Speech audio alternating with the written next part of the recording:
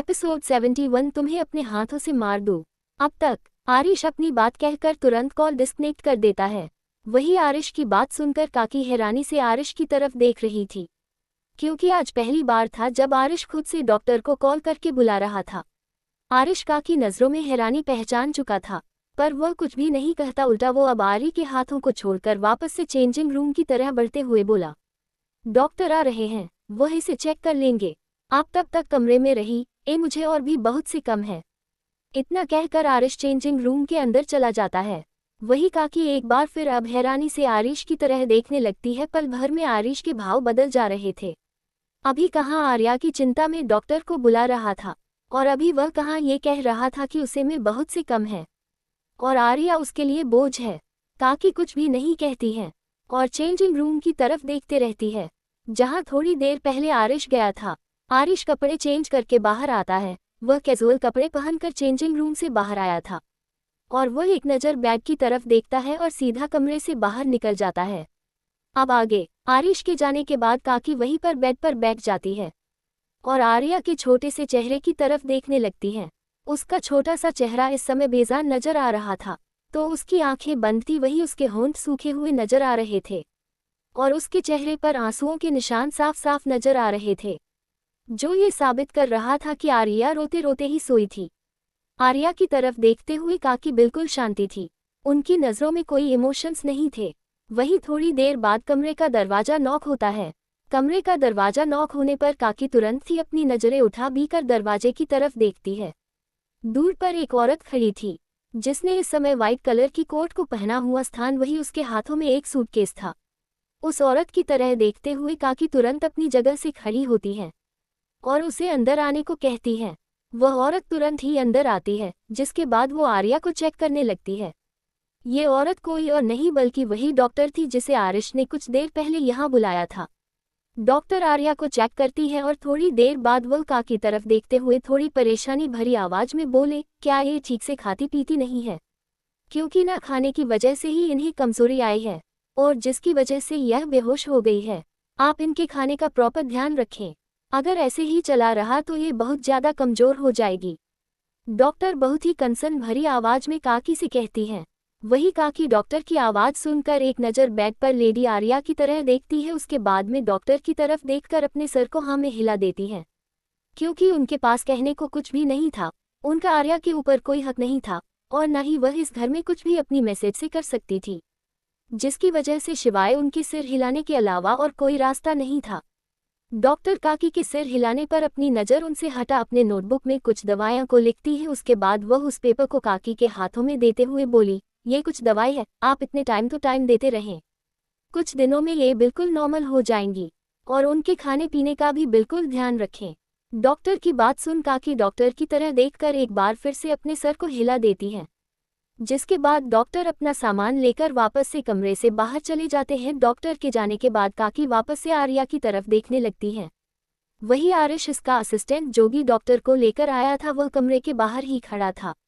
जैसे ही डॉक्टर बाहर आती है, आरिश का असिस्टेंट राघव उसे तुरंत ही लेकर डाक पैलेस से बाहर चला जाता है। डॉक्टर के जाने के बाद राघव तुरंत ही आरिश को कॉल करके सारे इन्फॉर्मेशन आरिश को दे देता है। वही स्टडी रूम में बैठा आरिश, जो के समय लैपटॉप में देखते हुए अपने कानों में ब्लूटूथ लगाए हुए अपने असिस्टेंट की सारी बातें सुन रहा था। वह बिल्कुल खामोश था, पर उसकी नज़रें बहुत कुछ बयां कर रही थी। थोड़ी देर तक अपनी असिस्टेंट की बात सुनने के बाद आरिश कॉल डिस्कनेक्ट करता है और वापस से वह अपने कामों में लग जाता है। इस समय उसका पूरा फोकस अपने काम पर था। वही काकी, जो कि इस समय आर्या के कमरे में बैठे हुए थी, वह साइन टेबल से पानी का गिलास उठाकर अपने हाथों में हल्का सा पानी लेती है और उसे आर्या के चेहरे पर डालती हैं। उनके ऐसा करते हैं, आर्या अपनी आंखें कसकर बंद करने लगते हैं, जैसे वह अपनी आंखें खोलने की कोशिश कर रही हो। आर्या की आंखों में हलचल देखकर काकी थोड़ी रात की सांस लेती है और आर्या के गालों को थपथपाते हुए आर्या को उठाने की कोशिश करने लगती है। थोड़ी ही देर में काकी की मेहनत रंग लाती है और आर्या धीरे धीरे अपनी आंखें खोलने लगती है, पर जैसे ही अपनी आंखें खोलकर आर्या काकी को अपने सामने देखती है, आर्या तुरंत ही काकी के हाथों को खुद से दूर झटक देती है और फिर वो उठ के बेड पर बैठते हुए काकी की तरफ अपने बेजान नज़रों से देखते हुए बोली, आप यहाँ क्या कर रही हैं? आर्या के सवाल पर काकी कुछ पल खामोश रहती है, उसके बाद आर्या की तरफ देखते हुए बोली, इस समय आपकी तबीयत ठीक नहीं है। पहले चलिए आप कुछ खा लीजिए, उसके बाद हम बताते हैं कि हम यहाँ क्या कर रहे। अभी काकी कह ही रही थी कि तभी आर्या तुरंत अपने सर को ना में हिलाते हुए बोली, हमें कुछ भी नहीं खाना है। आर्या बात सुनकर काकी आर्या की तरफ देखने लगती हैं। उसके बाद वह प्यार से आर्या की तरह देखकर समझते हुए बोली, प्लीज ऐसा जिद मत कीजिए, आपने सुबह से कुछ भी नहीं खाया है। इस समय आपके लिए खाना बहुत जरूरी है, आप काफी ज्यादा कमजोर हो गई है। काकी की बातें सुनने के बाद भी आर्या कोई रिस्पांस नहीं देती, उल्टा वह एक बार फिर से बेड पर लेटते हुए बोली, हमें भूख नहीं है, हम ठीक हैं। हमें जब भूख लगेगी तो हम खुद खा लेंगे। और वैसे भी जब सुबह से हमारी किसी को फिक्र नहीं थी, तो फिर रात को भी हमारी फिक्र करने की भी किसी को जरूरत नहीं है। इतना कहकर आर्या एक बार फिर से खुद को ब्लैंकेट से कवर कर तक लेती है। वही काकी आर्या की बात सुनकर बिल्कुल खामोश हो जाती है। वह सुबह से लेकर अब तक की बार आरिश के कमरे के सामने आ चुकी थी, पर वह यहाँ पर आकर भी इतने ज्यादा बेबस थी कि वह कुछ नहीं कर पाई थी, क्योंकि इस कमरे में आरिश के सिवाय और कोई भी दाखिल नहीं हो सकता जब तक आरिश न चाहे। और आज तो सुबह इस कमरे को लॉक करके गया था। अगर आर्या चाहते भी तो भी वो इस करने से बाहर नहीं आ सकती थी, क्योंकि इस कमरे का लॉक सिर्फ और सिर्फ आरिश को पता था। काकी आर्या को एक बार फिर से सोया हुआ देखकर बहुत ही प्यार से आर्या के सर पर हाथ फिरते हुए उसके ब्लैंकेट को धीरे से उसके ऊपर से हटाने की कोशिश करते हुए बोली, बच्चा ऐसे जिद नहीं करते। अपनी जिद में खुद को ही नुकसान पहुंचाना ये कहीं से भी सही नहीं है, और अगर ऐसा ही चला रहा तो फिर कमजोर हो जाओगी ना। अभी काकी कह ही रही थी कि आर्या एक बार फिर से काकी को खुद से दूर कर देती है। उसके बाद वह गुस्से से काकी की तरफ देखकर घूरते हुए उन्हें बोली, मैंने कहा नहीं, एक बार मुझे नहीं खाना मतलब नहीं खाना। आप जाइए यहाँ से और दोबारा मेरे पास मत आइएगा।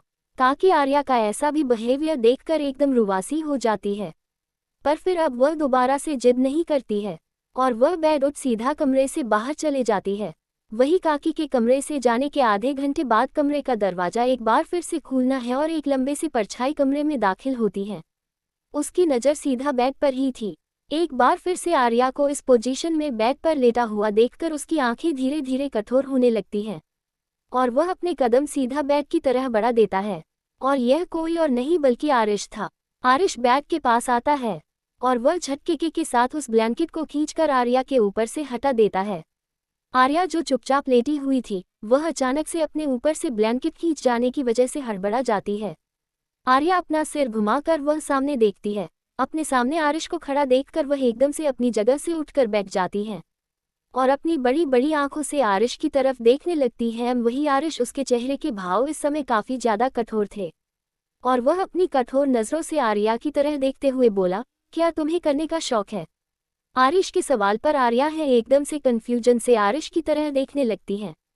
वही आरिश आर्या के आंखों में कंफ्यूजन देखते हुए अपने गार्ड को हल्के से टेढ़ा करता है और अपने हाथों को अपने गर्दन पर रखकर धीरे से अपनी गर्दन को सहलाते हुए बोला, अगर तुम नहीं चाहती हो कि मैं तुम्हारी जान अपने हाथों से ले लूं तो चुपचाप बेड से उठो, नीचे जाकर खाना खाओ अब जाकर।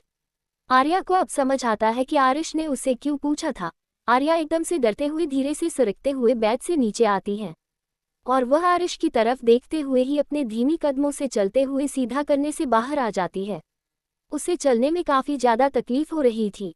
बार बार उसकी आंखों के सामने अंधेरा छा रहा था, पर मैं बिल्कुल भी इस कमरे में रुकना नहीं चाहती थी। वह अपनी पूरी ताकत लगाकर अपनी आंखों को बड़ा बड़ा करके कमरे से बाहर चली आती है। आर्या कमरे से बाहर आने के बाद एक बार जोर से अपने सर को झटकती है ताकि उसे सब कुछ साफ नजर आने लगे, पर ऐसा करने के बाद भी उसे सब कुछ धुंधला ही नजर आ रहा था। पर वह किसी से कुछ भी नहीं कहती है और दीवार के सहारे ही वह धीरे धीरे नीचे जाने की कोशिश करने लगती है। वही आरिश जो कि आर्या के कमरे से जाने के बाद एक गहरी सांस लेता है। उसके बाद वह अपने सर को हिलाते हुए अपने हाथों को अपने बालों में फेरते हुए वापस से कमरे से बाहर आ जाता है और वह स्टडी रूम की तरफ जा रहा था, क्योंकि काकी ने ही स्टडी रूम में आकर आरिश को बता दिया था कि आर्या खाना खाने नहीं जा रही है, जिसकी वजह से आरिश को खुद ही कमरे में आकर आर्या को नीचे भेजना पड़ा था। आरिश जैसे कमरे से बाहर आता है, उसकी नजरें सीधा आर्या के ऊपर पड़ती है। आर्या को इस तरह से दीवार के सारे चलता हुआ देखकर और बार बार अपने सर को पकड़ता हुआ देखकर उसे समझते देर नहीं लगती है कि इस समय आर्या को चक्कर आ रहे हैं और आरिश अब गहरी सांस लेता है और आर्या की तरफ अपने कदम बढ़ा देता है। आर्या के पास पहुंच आरिश आर्या की बांह पकड़कर उसे खींचते हुए लेकर नीचे चला आता है। वही आर्या, जिसे कुछ भी साफ से दिखाई नहीं दे रहा था, वह अपने लड़खड़ाती कदमों से आरिश के कदमों से कदम मिलने की कोशिश कर रही थी। आरिश बिना उसकी परवाह किए उसे लेकर नीचे डाइनिंग एरिया में पहुंच जाता है और उसे वहीं पर छोड़कर वापस से अपने स्टडी रूम में चला जाता है। इधर आर्या अब चुपचाप टेबल पर बैठ चुकी थी और उसने अपने दोनों हाथों से अपने सर को पकड़ रखा था। वही काकी तुरंत से आर्या के सामने लाकर उसका खाना रख देती है। आर्या एक नज़र उस खाने की तरफ देखती है और फिर काकी की तरफ देखती है। आर्या की आंखों में इस समय गुस्सा साफ नजर आ रहा था, क्योंकि आर्या समझ रही थी कि आरिश कमरे में क्यों आया था। वही काकी आर्या की आंखों में अपने लिए गुस्सा देखकर बस अपने सर को नीचे झुका लेती है। वह कुछ भी नहीं कहती है। वही काकी का ऐसा रिएक्शन देखकर आर्या भी अपना मुंह फेर कर खाना खाने लगती है। थोड़ी देर बाद आर्या अपना खाना खत्म करने के बाद अपने आप को संभालते हुए वापस से कमरे में पहुंच जाती है। एपिसोड 72 शॉपिंग की जिद। आर्या के पास पहुंच आरिश आर्या की बांह पकड़कर उसे खींचते हुए लेकर नीचे चला आता है। वही आर्या, जिसे कुछ भी साफ से दिखाई नहीं दे रहा था, वह अपने लड़खड़ाती कदमों से आरिश के कदमों से कदम मिलने की कोशिश कर रही थी। आरिश बिना उसकी परवाह किए उसे लेकर नीचे डाइनिंग एरिया में पहुंच जाता है और उसे वहीं पर छोड़कर वापस से अपने स्टडी रूम में चला जाता है। इधर आर्या अब चुपचाप टेबल पर बैठ चुकी थी और उसने अपने दोनों हाथों से अपने सर को पकड़ रखा था। वही काकी तुरंत से आर्या के सामने लाकर उसका खाना रख देती है। आर्या एक नज़र उस खाने की तरफ देखती है और फिर काकी की तरफ देखती है। आर्या की आंखों में इस समय गुस्सा साफ नजर आ रहा था, क्योंकि आर्या समझ रही थी कि आरिश कमरे में क्यों आया था। वही काकी आर्या की आंखों में अपने लिए गुस्सा देखकर बस अपने सर को नीचे झुका लेती है। वह कुछ भी नहीं कहती है। वही काकी का ऐसा रिएक्शन देखकर आर्या भी अपना मुंह फेर कर खाना खाने लगती है। थोड़ी देर बाद आर्या अपना खाना खत्म करने के बाद अपने आप को संभालते हुए वापस से कमरे में पहुंच जाती है। अब आगे रात का समय। आरिश के कमरे से आज एक बार फिर चीखने और रोने की आवाज़ से आ रही थी। वही नीचे हॉल में बैठी काकी के कानों में भी यह आवाज़ पड़ रही थी। आर्या की रोने की आवाज़ इतनी तेज थी कि इस पैलेस में मौजूद सभी के कानों में वह आवाज़ जा सकती थी। वही काकी आर्या की रोने की आवाज़ सुनकर अपने सर को कसकर पड़े हुए वही हॉल में चुपचाप बैठे हुई थी। उनकी आंखों में आंसू थे, पर वह बेबस थी सिवाय उन आवाज़ों को सुनने के, और वह कुछ भी नहीं कर सकती थी। उनके हाथ इस तरह से बंधे हुए थे कि वह चाहकर भी उन बेड़ियों से खुद को आज़ाद नहीं कर सकती थी। उसने चेहरे की शिकन बता रही थी वो सभी कैसा महसूस कर रही है। वही कमरे में आर्या इस समय बेजान से बेड पर लेटी हुई थी। वही उसके बगल में लेटा हुआ था आरिश। उसके चेहरे पर इस समय कोई एक्सप्रेशन नहीं थे। वही आर्या का छोटा सा चेहरा बुरी तरह से लाल हो चुका था, तो उसके छोटे से चेहरे पर आंसुओं के निशान थे। उसके छोटे से होंठ पर काफ़ी ज़्यादा सुजे हुए नजर आ रहे थे। आर्या के लिए अपनी आंखें खोलने तक मुश्किल हो रहा था। आरिथा अभी जिस पोजीशन में थी वह सी पोजीशन में अपनी आंखें बंद कर लेती है, पर दर्द की वजह से वह नींद की आगोश में भी नहीं जा पा रही थी। उसका बदन पूरी तरह से टूट रहा था। उसका एक एक हिस्सा ऐसा लग रहा था जैसे उसकी बॉडी से कोई अलग कर रहा हो। वही उसके बगल में लेटा हुआ आरिश को तो जैसे कोई फर्क नहीं पड़ रहा था। वह आर्या के सूबकने की आवाज़ से अपने कानों में आराम से सुन सकता है, पर उसने एक बार भी अपने नज़र को घुमाकर आर्या की तरह देखने की जहमत नहीं उठाई थी। वही आर्या दर्द से सिसकते हुए करवट लेने की कोशिश कर रही थी, पर बार बार दर्द की वजह से सिर्फ चीखें ही उसकी निकल रही थी। इस समय दोनों की बॉडी पर एक पतले सा ब्लैंकेट था जिससे दोनों कवर थे। वही बार बार आर्या के दर्द भरी आवाज़ों से इरिटेट होते हुए आरिश आर्या की तरफ देखता है, और वह आर्या को इस तरह से करवट लेने के लिए इतना ज़्यादा मशक्कत करता हुआ देखकर गहरी सांस लेता है, और फिर वह अपने ऊपर से ब्लैंकेट को हटाकर बेड से नीचे आ जाता है। वही आर्या, जिसे एहसास हो चुका था कि आरिश उसके बगल से उठ चुका है, वह एक बार भी अपना सिर घुमाकर उस तरफ देखने की कोशिश नहीं करती है, उल्टा हुआ अपनी आंखें बंद कर लेती है। इधर आरिश अपनी जगह से उठने के बाद साइड में पड़ा हुआ एक टॉवल उठाता है और उसे अपने कमर में लपेटे हुए वह सीधा बालकनी में चला आता है। आरिश बालकनी में आने के बाद झूले पर बैठ जाता है और वह चांद की तरफ देखते हुए सिगरेट को जलाकर उसकी कश लेने लगता है। इस समय ना तो आरिश की आंखों में कोई इमोशंस थे और ना ही उसके चेहरे पर। इस समय आरिश के दिमाग में क्या चल रहा है ये समझ पाना भी बहुत ही ज़्यादा मुश्किल था। अभी आरिश शांति से बैठा हुआ ही था कि तभी कमरे से एक तेज चीखने की आवाज़ आती है और सब कुछ शांत हो जाता है। इस आवाज को सुनते हुए आरिश एकदम से अपनी जगह से उठ जाता है। फ्लैशबैक और आज एक बार फिर जैसे ही वह चीख आरिश के कानों में गूंजती है, आरिश जैसे होश में आता है और वह अपनी आंखें खोलता है। इस समय उसकी आंखें बेहद लाल थी, साथ ही उसकी आंखों में आंसू भी थे। आरिश अपने नम आंखों से सामने कांच की दीवार की तरफ देख रहा था। उसे कांच की दीवार में भी आज उसे आर्या का छोटा सा मासूम सा चेहरा नजर आ रहा था। एक समय था जब आर्या में आरिश की जान बसती थी, और एक समय वह आया था जब आरिश ने खुद ही आर्या की जान ले ली थी। बीते दिनों के ख्यालों को सोच सोच कर ही आरिश की रूह कांप जाती थी। उसे खुद विश्वास नहीं हो रहा था कि वह अपनी नफरत में इतना अंधा हो गया था कि उसने उस बच्चों की मासूमियत छीन ली थी। आज भी उसके जहन में सिर्फ और सिर्फ एक ही यही अफसोस होता था कि क्यों उसने एक बार भी आर्या की बातें सुनने की कोशिश नहीं की। क्यों उसने एक बार भी सच पता करने की कोशिश नहीं की। क्यों उसने सिर्फ कानों सुने पर ही भरोसा किया। क्यों उसने किसी की बातों का भरोसा किया।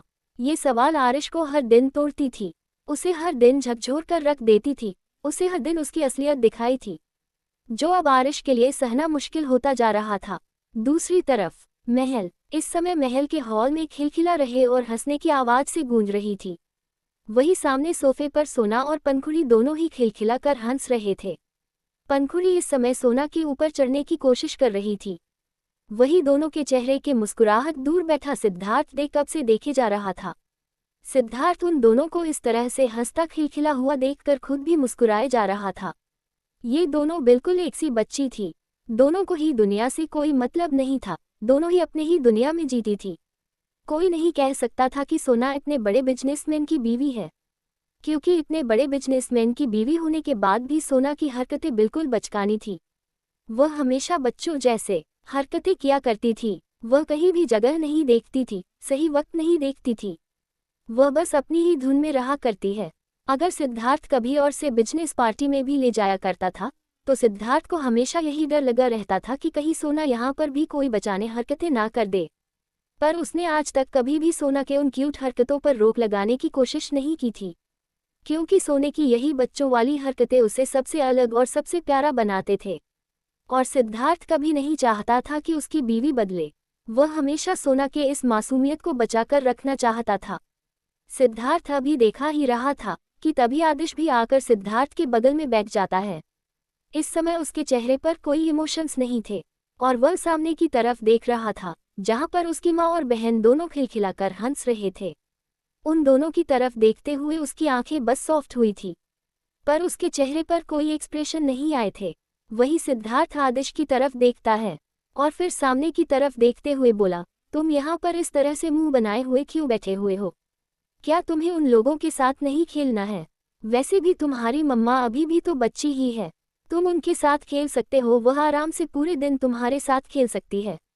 आदिश जो शांत नजरों से सामने की तरफ देख रहा था, वह सिद्धार्थ की बातें सुनकर सिद्धार्थ की तरफ देखता है और फिर अपनी आंखें छोटी करते हुए बोला, वह मेरी मम्मा है डैड, और आपको नहीं लगता कि आप हमेशा मम्मा को परेशान करते रहते हैं? आदिश अपनी बात कहकर सिद्धार्थ की तरफ घूर कर देखता है।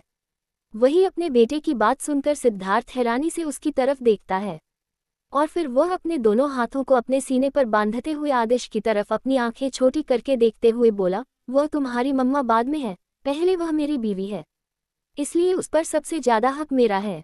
सिद्धार्थ की बात सुनकर आदिश अपनी आंखें छोटी करता है और फिर वह सामने की तरफ देखते हुए बोला, मम्मा भले ही आपकी वाइफ है, पर वह मेरी मम्मा है और वह मुझे सबसे ज्यादा प्यार करती है, इसलिए उन पर सबसे ज्यादा हक मेरा है। इतना कहकर आदिश अपनी जगह से उठता है और सीधा अपने कमरे की तरह बढ़ जाता है। वही सिद्धार्थ हैरानी से अपने बेटे की तरह देखता रह जाता है।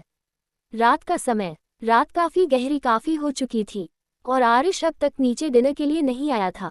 काकी 2 बार आरिश को बुलाने के लिए जा चुकी थी, पर आरिश ये कहकर मना कर दे रहा था कि आज वह डिनर नहीं करेगा, क्योंकि वह शाम को बाहर से डिनर करके आया था। पर काकी जानते थे कि आरिश झूठ कह रहा है और इसलिए वह बार बार उसे बुलाने आ रही थी, पर आरिश अपने कमरे का दरवाजा खोलना तक को तैयार नहीं हो रहा था। वहीं नीचे बैठी नूर ऊपर के सारे नज़ारे को देख रही थी। अपने बेटे की हरकत को देखते हुए उनकी आंखों में इस समय अजीब से इमोशंस थे, क्योंकि वह जानती थी कि आरिश को बाहर का खाना बिल्कुल पसंद नहीं है। फिर कोई सवाल ही नहीं होता है कि आरिश बाहर से खाना खाकर आया होगा। फिर आखिर वो झूठ क्यों कह रहा था? अगर आज आरिश इस तरह से नीचे नहीं आ रहा है तो क्या हर दिन वह ऐसा ही करता होगा? नूर के मन में सबसे पहला ख्याल यही आता है, पर लाख कोशिश करने के बाद भी आरिश अपने कमरे से बाहर नहीं आता है।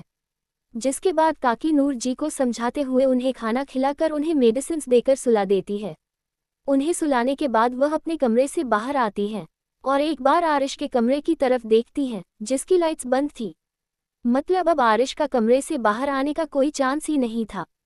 काकी गहरी सांस लेते हुए सीधा किचन की तरफ चली जाती है और फिर वह अपना डिनर लेकर सीधा अपने कमरे में चली जाती है। इधर सोना, पंखुड़ी, आदिश और सिद्धार्थ चारों इस समय डाइनिंग टेबल पर बैठे हुए अपना अपना डिनर कर रही थी और सोना आज सिद्धार्थ से शॉपिंग पर जाने की जिद लगाए बैठी थी और सिद्धार्थ को आज अपने एक मीटिंग के लिए जाना था जिसमें सिद्धार्थ उन सब को भी लेकर जाना चाहता था। पर सोना तो आज कोई अलग ही मूड में थी। वह बार बार शॉपिंग की जिद किया जा रही थी जिसकी वजह से सिद्धार्थ हार मानते हुए अपनी मीटिंग्स को कैंसिल करते हुए सोना की बात पर उसके साथ शॉपिंग जाने के लिए एग्री हो जाता है, क्योंकि वह सोना को अकेले कहीं भी जाने नहीं देना चाहता, क्योंकि सोने के साथ ही अपने बच्चों के साथ कोई भी रिस्क नहीं लेना चाहता था। इसलिए हर बार उसे सोना की बात माननी पड़ती है। सिद्धार्थ अब खामोशी से अपना डिनर करता है और डिनर खत्म करने के बाद सिद्धार्थ सोना और बच्चों को लेकर कमरे में चला आता है और हमेशा की तरह आदिश अपने कमरे में जा चुका था और सिद्धार्थ पंखुड़ी को लेकर बाथरूम में चेंज करवाने लेकर चला जाता है और सोना भी चेंजिंग रूम में चली जाती है। थोड़ी देर बाद दोनों चेंज के बाहर आते हैं। सिद्धार्थ सोना की तरफ देखता है जो चेंज कर बेड पर बैठी हुई थी। सोना को देखते हुए सिद्धार्थ पंखुड़ी लेकर बेड पर आ जाता है और वो सोना और पंखुड़ी दोनों को बेड पर लेटाकर उन दोनों को ब्लैंकेट से कवर कर उन दोनों के माथे पर किस करते हुए बोला, गुड नाइट बेबी। इतना बोल सिद्धार्थ भी अपनी जगह पर लेटकर अपनी आंखें बंद कर लेता है। वही सोना और पंखुड़ी भी अपने चेहरे पर प्यारी सी स्माइल लिए मुस्कुराहट लिए सो चुकी थी। अगली सुबह एपिसोड 73। आरिश को पड़ा थप्पड़। अब तक वह बार बार शॉपिंग की जिद किया जा रही थी जिसकी वजह से सिद्धार्थ हार मानते हुए अपनी मीटिंग्स को कैंसिल करते हुए सोना की बात पर उसके साथ शॉपिंग जाने के लिए एग्री हो जाता है, क्योंकि वह सोना को अकेले कहीं भी जाने नहीं देना चाहता, क्योंकि वह सोने के साथ ही अपने बच्चों के साथ कोई भी रिस्क नहीं लेना चाहता था। इसलिए हर बार उसे सोना की बात माननी पड़ती है। सिद्धार्थ अब खामोशी से अपना डिनर करता है और डिनर खत्म करने के बाद सिद्धार्थ सोना और बच्चों को लेकर कमरे में चला आता है और हमेशा की तरह आदिश अपने कमरे में जा चुका था और सिद्धार्थ पंखुड़ी को लेकर बाथरूम में चेंज करवाने लेकर चला जाता है और सोना भी चेंजिंग रूम में चली जाती है। थोड़ी देर बाद दोनों चेंज के बाहर आते हैं। सिद्धार्थ सोना की तरफ देखता है जो चेंज कर बेड पर बैठी हुई थी। सोना को देखते हुए सिद्धार्थ पंखुड़ी लेकर बेड पर आ जाता है और वो सोना और पंखुड़ी दोनों को बेड पर लेटाकर उन दोनों को ब्लैंकेट से कवर कर उन दोनों के माथे पर किस करते हुए बोला, गुड नाइट बेबी। इतना बोल सिद्धार्थ भी अपनी जगह पर लेटकर अपनी आंखें बंद कर लेता है। वही सोना और पंखुड़ी भी अपने चेहरे पर प्यारी सी स्माइल लिए मुस्कुराहट लिए सो चुकी थी। अब आगे सुबह का समय। इस समय पूरा हॉल सोना और बच्चों की आवाज से गूंज रहा था। वही सिद्धार्थ जो कि इस समय हॉल में ही सोफे पर बैठा हुआ अपने फोन में मेल चेक कर रहा था। वो सामने के नज़ारे को देखते हुए अपने चेहरे पर स्माइल लिए हुए बहुत ही प्यार से उस तरफ देख रहा था। सिद्धार्थ जिसके चेहरे पर काफी कम ही स्माइल आते थे और वह हमेशा सोने की वजह से ही आया करता था और इस समय वह सोना को किसी बच्चे की तरह इधर से उधर भागता हुआ खेलता हुआ देख रहा था। उसे ऐसा लग रहा था कि सच में उसने अपने घर में 3-3 बच्चे पाल रखे हैं। उसकी बीवी सच में एकदम बच्ची थी, पर जैसे भी थी सिर्फ और सिर्फ उसकी थी। सोने जैसे थी सिद्धार्थ को वह वैसे ही पसंद थी। ना सिद्धार्थ को उसमें कोई बदलाव चाहिए था और ना ही सिद्धार्थ को चाहता था कि सोना कुछ बदले खुद में। इस समय सुबह के 7 बजे बज रहे थे जिसकी वजह से सिद्धार्थ इस समय शांति से बैठा हुआ था। उसने सोना को पहले ही कह दिया था कि वह उन सबको लेकर 10 बजे मॉल जाएगा, क्योंकि इतनी सुबह सुबह उसके जाने का कोई मूड नहीं था और शॉपिंग उसके लिए सबसे बोरिंग काम था। पर फिर भी सोना की जिद की वजह से वह उसके साथ जाने के लिए मान गया था। इधर सिद्धार्थ अपने काम में बिजी था और सोना अपने बच्चों के साथ खेलने में बिजी थी। वही घर के सारे सर्वेंट भी अपने मैडम को इस तरह से बच्चों के साथ बच्चों की तरह खेलता हुआ देखकर बस मुस्कुरा रहे थे। उन सब की आंखें उन तीनों की तरफ देखते हुए चमक रही थी। उन्होंने कभी सोचा नहीं था कि सिद्धार्थ की इतनी क्यूट सी फैमिली होगी, क्योंकि सिद्धार्थ जब भी आया करता था तो वह हमेशा अपने बेटे को लेकर आया करता था और उसका बेटा तो एकदम सिद्धार्थ की तरह ही खड़ूस था। वह किसी से बातें नहीं करता था और न ही किसी को अपने आसपास आने देता था, जिसकी वजह से सभी सर्वेंट उससे दूरी बनाकर रखते थे और सिद्धार्थ के गुस्से की वजह से वह सभी सिद्धार्थ से भी दूर रहते थे। पर इस बार जब सिद्धार्थ अपनी पूरी फैमिली के साथ आया था, तो इस बार सिद्धार्थ बिल्कुल बदला हुआ था। जहां सभी सर्वेंट सिद्धार्थ के चेहरे पर एक स्माइल तक नहीं देखा था, हमेशा उसके चेहरे पर एक सीरियस एक्सप्रेशन होते थे और वह ऐसे अपनी तीखी अच्छी नज़रों से घूर कर देखता था। ऐसा लगता था कि मानो वह अपनी नज़रों से ही किसी की जान ले लेगा। पर इस समय ऐसा नहीं था। उसकी आंखों में हमेशा सॉफ्टनेस भरी रहती है, जो कि घर के सारे सर्वेंट महसूस कर पा रहे थे। वह हमेशा बहुत ही शांत और पोलाइट रहता था घर में, जो कि सिर्फ और सिर्फ इसी बार में ऐसा था, वरना हमेशा वह एग्रेसिव रहता था। हर छोटी से छोटी गलती की वजह से वह तोड़फोड़ मचाना शुरू कर देना था, जिसकी वजह से सारे सर्वेंट उसे दूर दूर भागते थे। पर इस बार ऐसा नहीं था और यह सबके लिए काफ़ी हैरान कर देने वाला था, पर यही सच था। दूसरी तरफ आरिश इस समय डाइनिंग टेबल पर बैठा हुआ था। वही उसके सामने उसकी माँ बैठी हुई थी और उसके पापा भी सामने ही बैठे हुए थे। आरिश के पापा रेयान आर्यन इस समय आरिश को ही देख रहे थे। वही अपने पापा की नज़रें अपने ऊपर महसूस करते हुए आरिश थोड़ा अनकंफर्टेबल हो रहा था, क्योंकि उसके पापा की नज़रों में कुछ ऐसा था जिसे आरिश रेसिस्ट नहीं कर पा रहा था, पर फिर भी कुछ नहीं कह रहा था और शांति से बैठा हुआ था। वही रेयान जी आरिश की तरफ देखते हुए अपनी गहरी आवाज में बोले, अगर अब तुम्हारी मनमानी खत्म हो गई हो तो तुम्हारी माँ जो जानना चाहती है, क्या तुम वह बताना चाहोगे, या अभी भी तुम्हें उसे सच को छुपा कर रखना है? यह मत सोचना बेटा कि मुझे उसे सच के बारे में पता नहीं चलेगा। मैं चाहूँ तो एक दिन में वह सच को सामने लाकर रख सकता हूँ, पर ऐसा मैं इसलिए नहीं कर रहा हूँ क्योंकि मैं तुम्हारी प्राइवेसी में दाखिला अंदाज ही नहीं करना चाहता। पर इसका मतलब यह नहीं है कि तुम अपनी प्राइवेसी की वजह से मेरी बीवी को इस तरह से दुख पहुँचाओ। रेयान जी अपनी बातें कहकर चुप हो जाते हैं। वही आरिश हैरानी से अपने पापा की तरफ देखता है। उसने कभी भी नहीं चाहा था अपनी माँ को दुख पहुँचाने का, पर वह जानता था जाने अनजाने में ही सही, पर उसने सबको दुख पहुँचाया है और सबसे ज़्यादा जिससे दुख पहुँचा था वह आज उसके पास ही नहीं थी और इस चीज़ का दुख उसे आज भी था। आज भी आर्या को खोने का दर्द उसे इस कदर तोड़ता देता था कि उसे ऐसा लगता था कि उसकी जिंदा रहने का कोई मतलब ही नहीं है।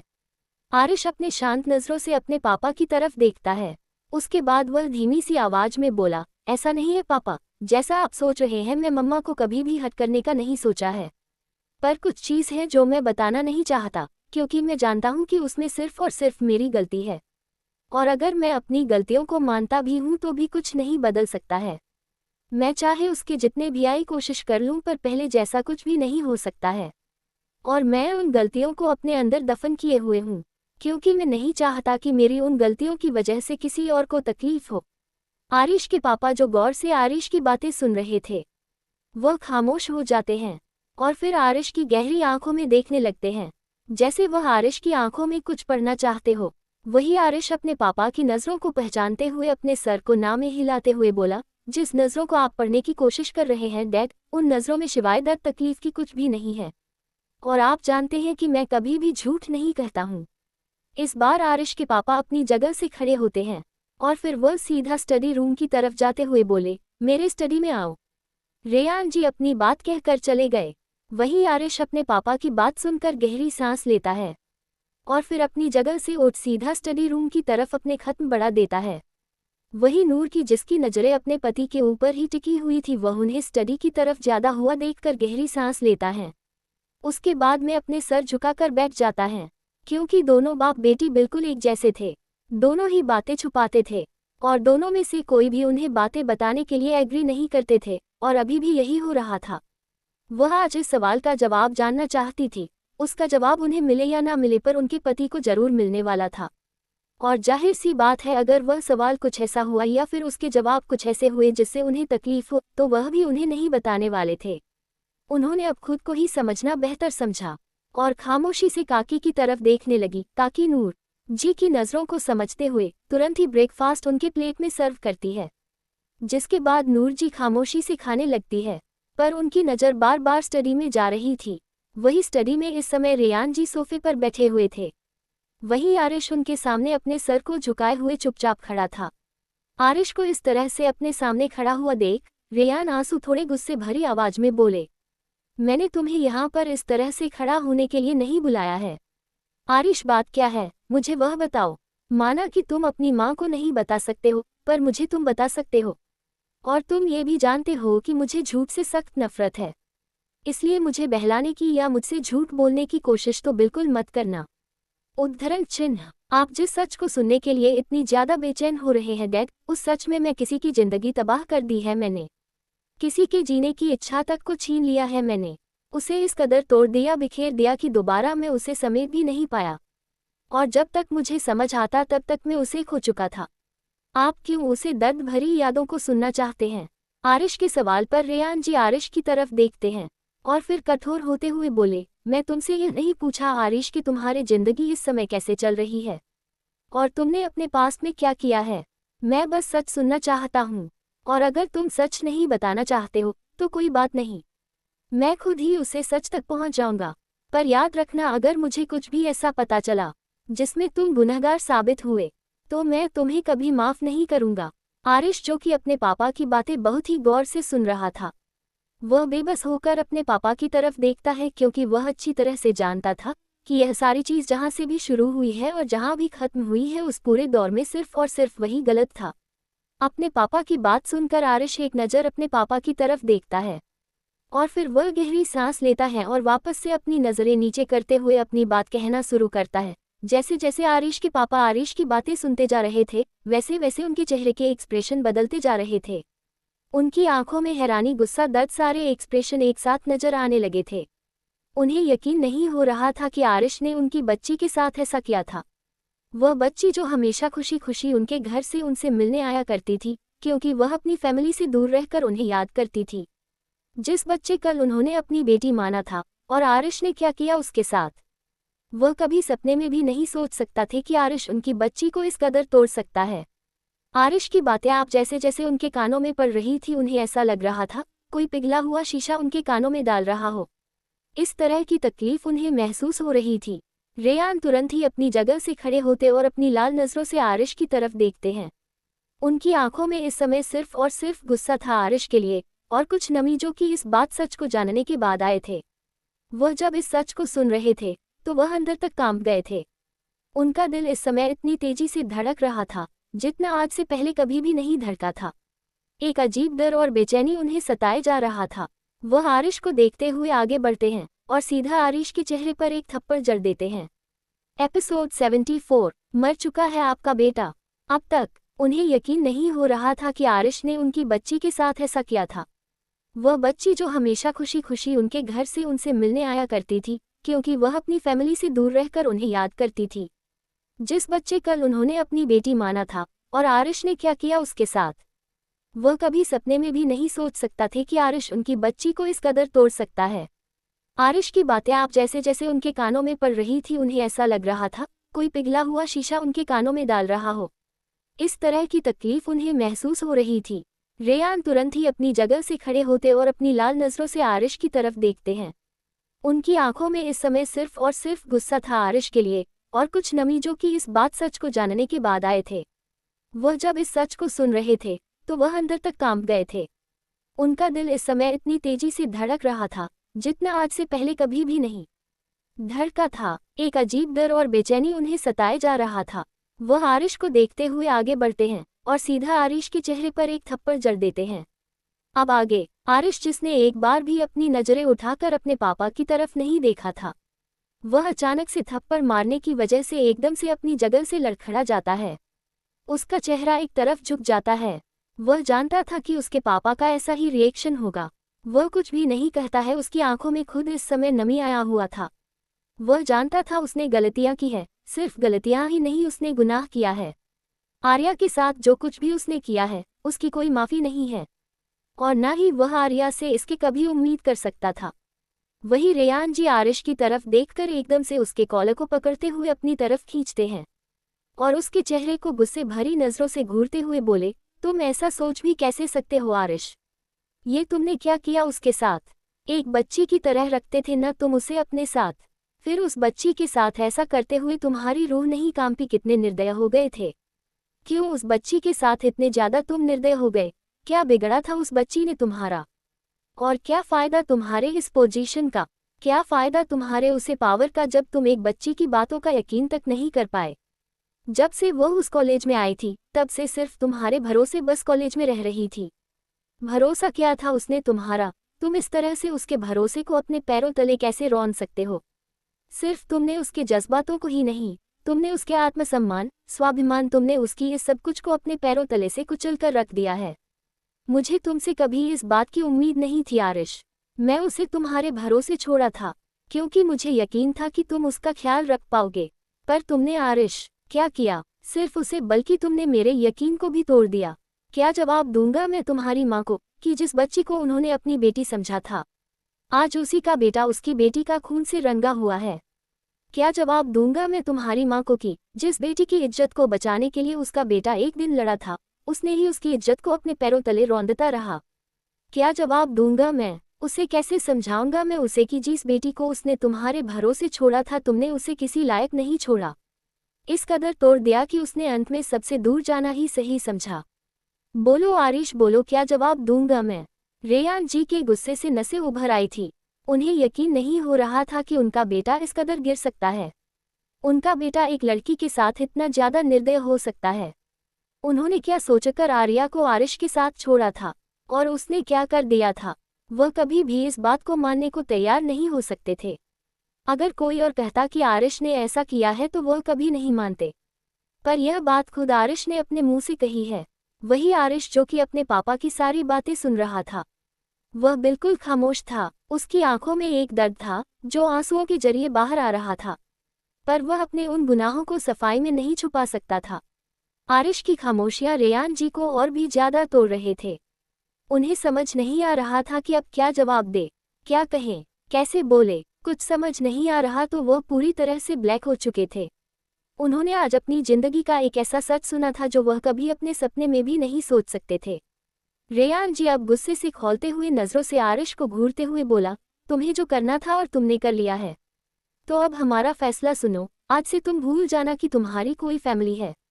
जिस तरह से तुमने मेरी बच्ची को उसके फैमिली से अलग किया, जिस तरह से वह अपनी फैमिली के लिए तड़पती रही, जिस तरह से तुमने उसके सारे अरमानों को इस विला में कैद करके रख दिया, जिस तरह से तुमने उसके सारे खुशियों का गला घोट दिया, उसी तरह से आज मैं इस रिश्ते का गला घोटता हूँ।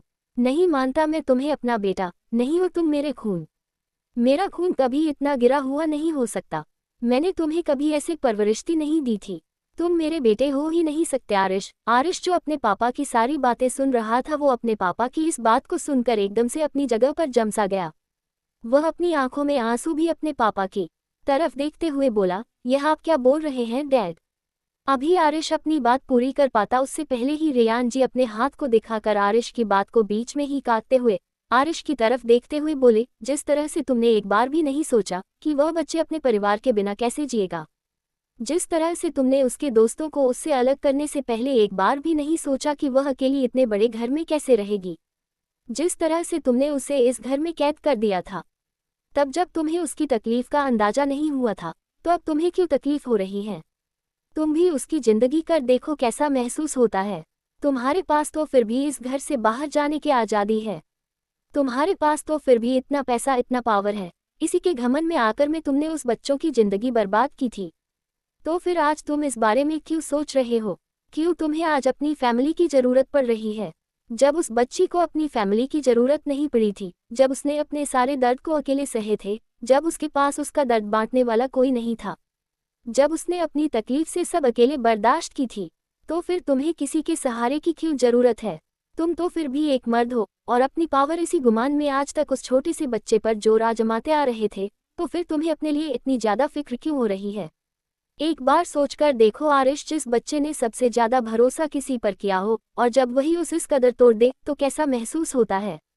हम तो फिर भी तुम्हारे परिवार हैं, हमने तुम्हारा साथ छोड़ा है, कम से कम तुम्हारे दोस्त तो तुम्हारे साथ हैं। वहाँ तो अपना दर्द अपने दोस्तों के साथ बांट सकते हो, पर एक बात जरूर याद रखना कि तुमने उसके साथ जो भी किया है वह बहुत गलत है। और अब मैं भगवान से दुआ करता हूँ कि कुछ पलों के लिए ही सही पर तुम्हें भी उस बच्ची की जिंदगी जीने को दे। तुम्हें भी तो उसके दर्द का अंदाजा हो, तुम्हें भी पता चले तकलीफें क्या होता है, दर्द क्या होता है। जब अपना किसी और का हो जाए तो कैसा महसूस होता है। इसी दर्द का एहसास करवाने के लिए तो तुमने उसके होते हुए नैना को इस घर में लेकर आए थे। उसके होते हुए तुमने नैना को उसका दर्जा दिया था। अगर किस्मत एक बार इतिहास फिर से दोहरा दे, तब तुम्हें उसे चीज़ का अंदाजा होगा, उसके उसे तकलीफ का अंदाजा होगा। लेकिन अब हमारे रास्ते अलग हैं। रेयान जी अपनी बातें कहकर तुरंत ही स्टडी रूम से बाहर चली जाती है। वहीं रेयान के जाते ही आरिश अपने घुटनों के बाल फर्श पर गिर जाता है। उसके आंखों से इस समय बेतहाशा आंसू बह रहे थे। आखिर जिस बात का डर था उसे वह हो ही गया था। सब कुछ किसी रेत की तरह अब उसकी मुट्ठी से फिसलती जा रही थी। और अपने पापा की कही भी वह बात कि इतिहास फिर से एक बार दोहरा आरिश की आंखों में वह पल आता है। जब उसने आर्या को सिद्धार्थ की बाहों में देखा था, वह पहले याद आते हैं। उसके दिल में एक तेज दर्द से महसूस होता है। वह तुरंत अपने हाथों को अपने सीने पर रखकर दरवाजे की तरफ देखने लगता है। इतिहास खुद को दोहराना शुरू कर चुका था, और जो तकलीफ है उसे महसूस हो चुकी थी, और आगे होने वाले थे उसका एहसास भी उसे था। पर अपने पापा के कहे इन शब्दों को सुनने के बाद आरिश वह अंदर से टूट रहा था। आरिश इस समय खुद को संभाल नहीं पा रहा था। वह समझ नहीं पा रहा था कि वह क्या करे, कैसे समझाएं इस बात को। आरिश तुरंत ही खुद को संभालते हुए स्टडी रूम से बाहर आता है। पर जैसे ही वह स्टडी से बाहर आता है, सामने का नज़ारा देखकर एक बार फिर से उसे सब कुछ खत्म होता हुआ महसूस होता है। क्योंकि इस समय रेयान नूर का हाथ पकड़ते हुए उसे विला से बाहर लेकर जा रहे थे।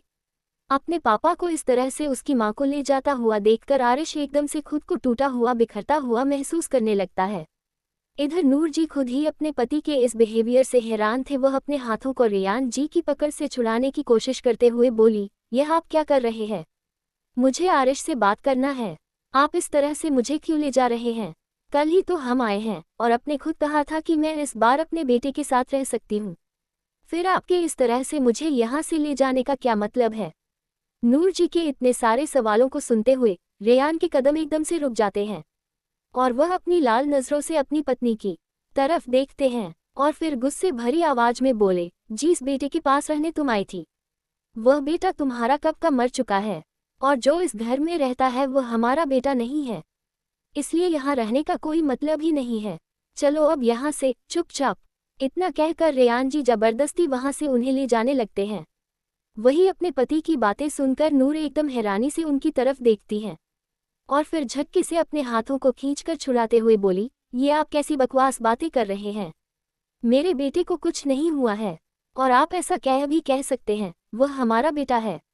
आपके मुंह से ऐसा शब्द निकल भी कैसे सकता है उसके लिए? नूर की बातें सुनते हुए रेयान का गुस्सा इस समय हर हद पार करता जा रहा था, और वह अपनी बीवी पर आरिश का गुस्सा नहीं निकालना चाहते थे। और यह सब गुस्सा ही नहीं था, बल्कि उनके अंदर उमड़ रहा उसका दर्द था। वह अपने दर्द को अपनी बीवी के सामने बाहर नहीं करना चाहते थे। एपिसोड 75, बेटा या पति। अब तक नूर जी के इतने सारे सवालों को सुनते हुए रेयान के कदम एकदम से रुक जाते हैं, और वह अपनी लाल नज़रों से अपनी पत्नी की तरफ देखते हैं, और फिर गुस्से भरी आवाज में बोले, जिस बेटे के पास रहने तुम आई थी, वह बेटा तुम्हारा कब का मर चुका है, और जो इस घर में रहता है वह हमारा बेटा नहीं है। इसलिए यहाँ रहने का कोई मतलब ही नहीं है। चलो अब यहाँ से चुपचाप। इतना कहकर रेयान जी जबरदस्ती वहाँ से उन्हें ले जाने लगते हैं। वही अपने पति की बातें सुनकर नूर एकदम हैरानी से उनकी तरफ देखती है, और फिर झटके से अपने हाथों को खींचकर छुड़ाते हुए बोली, ये आप कैसी बकवास बातें कर रहे हैं?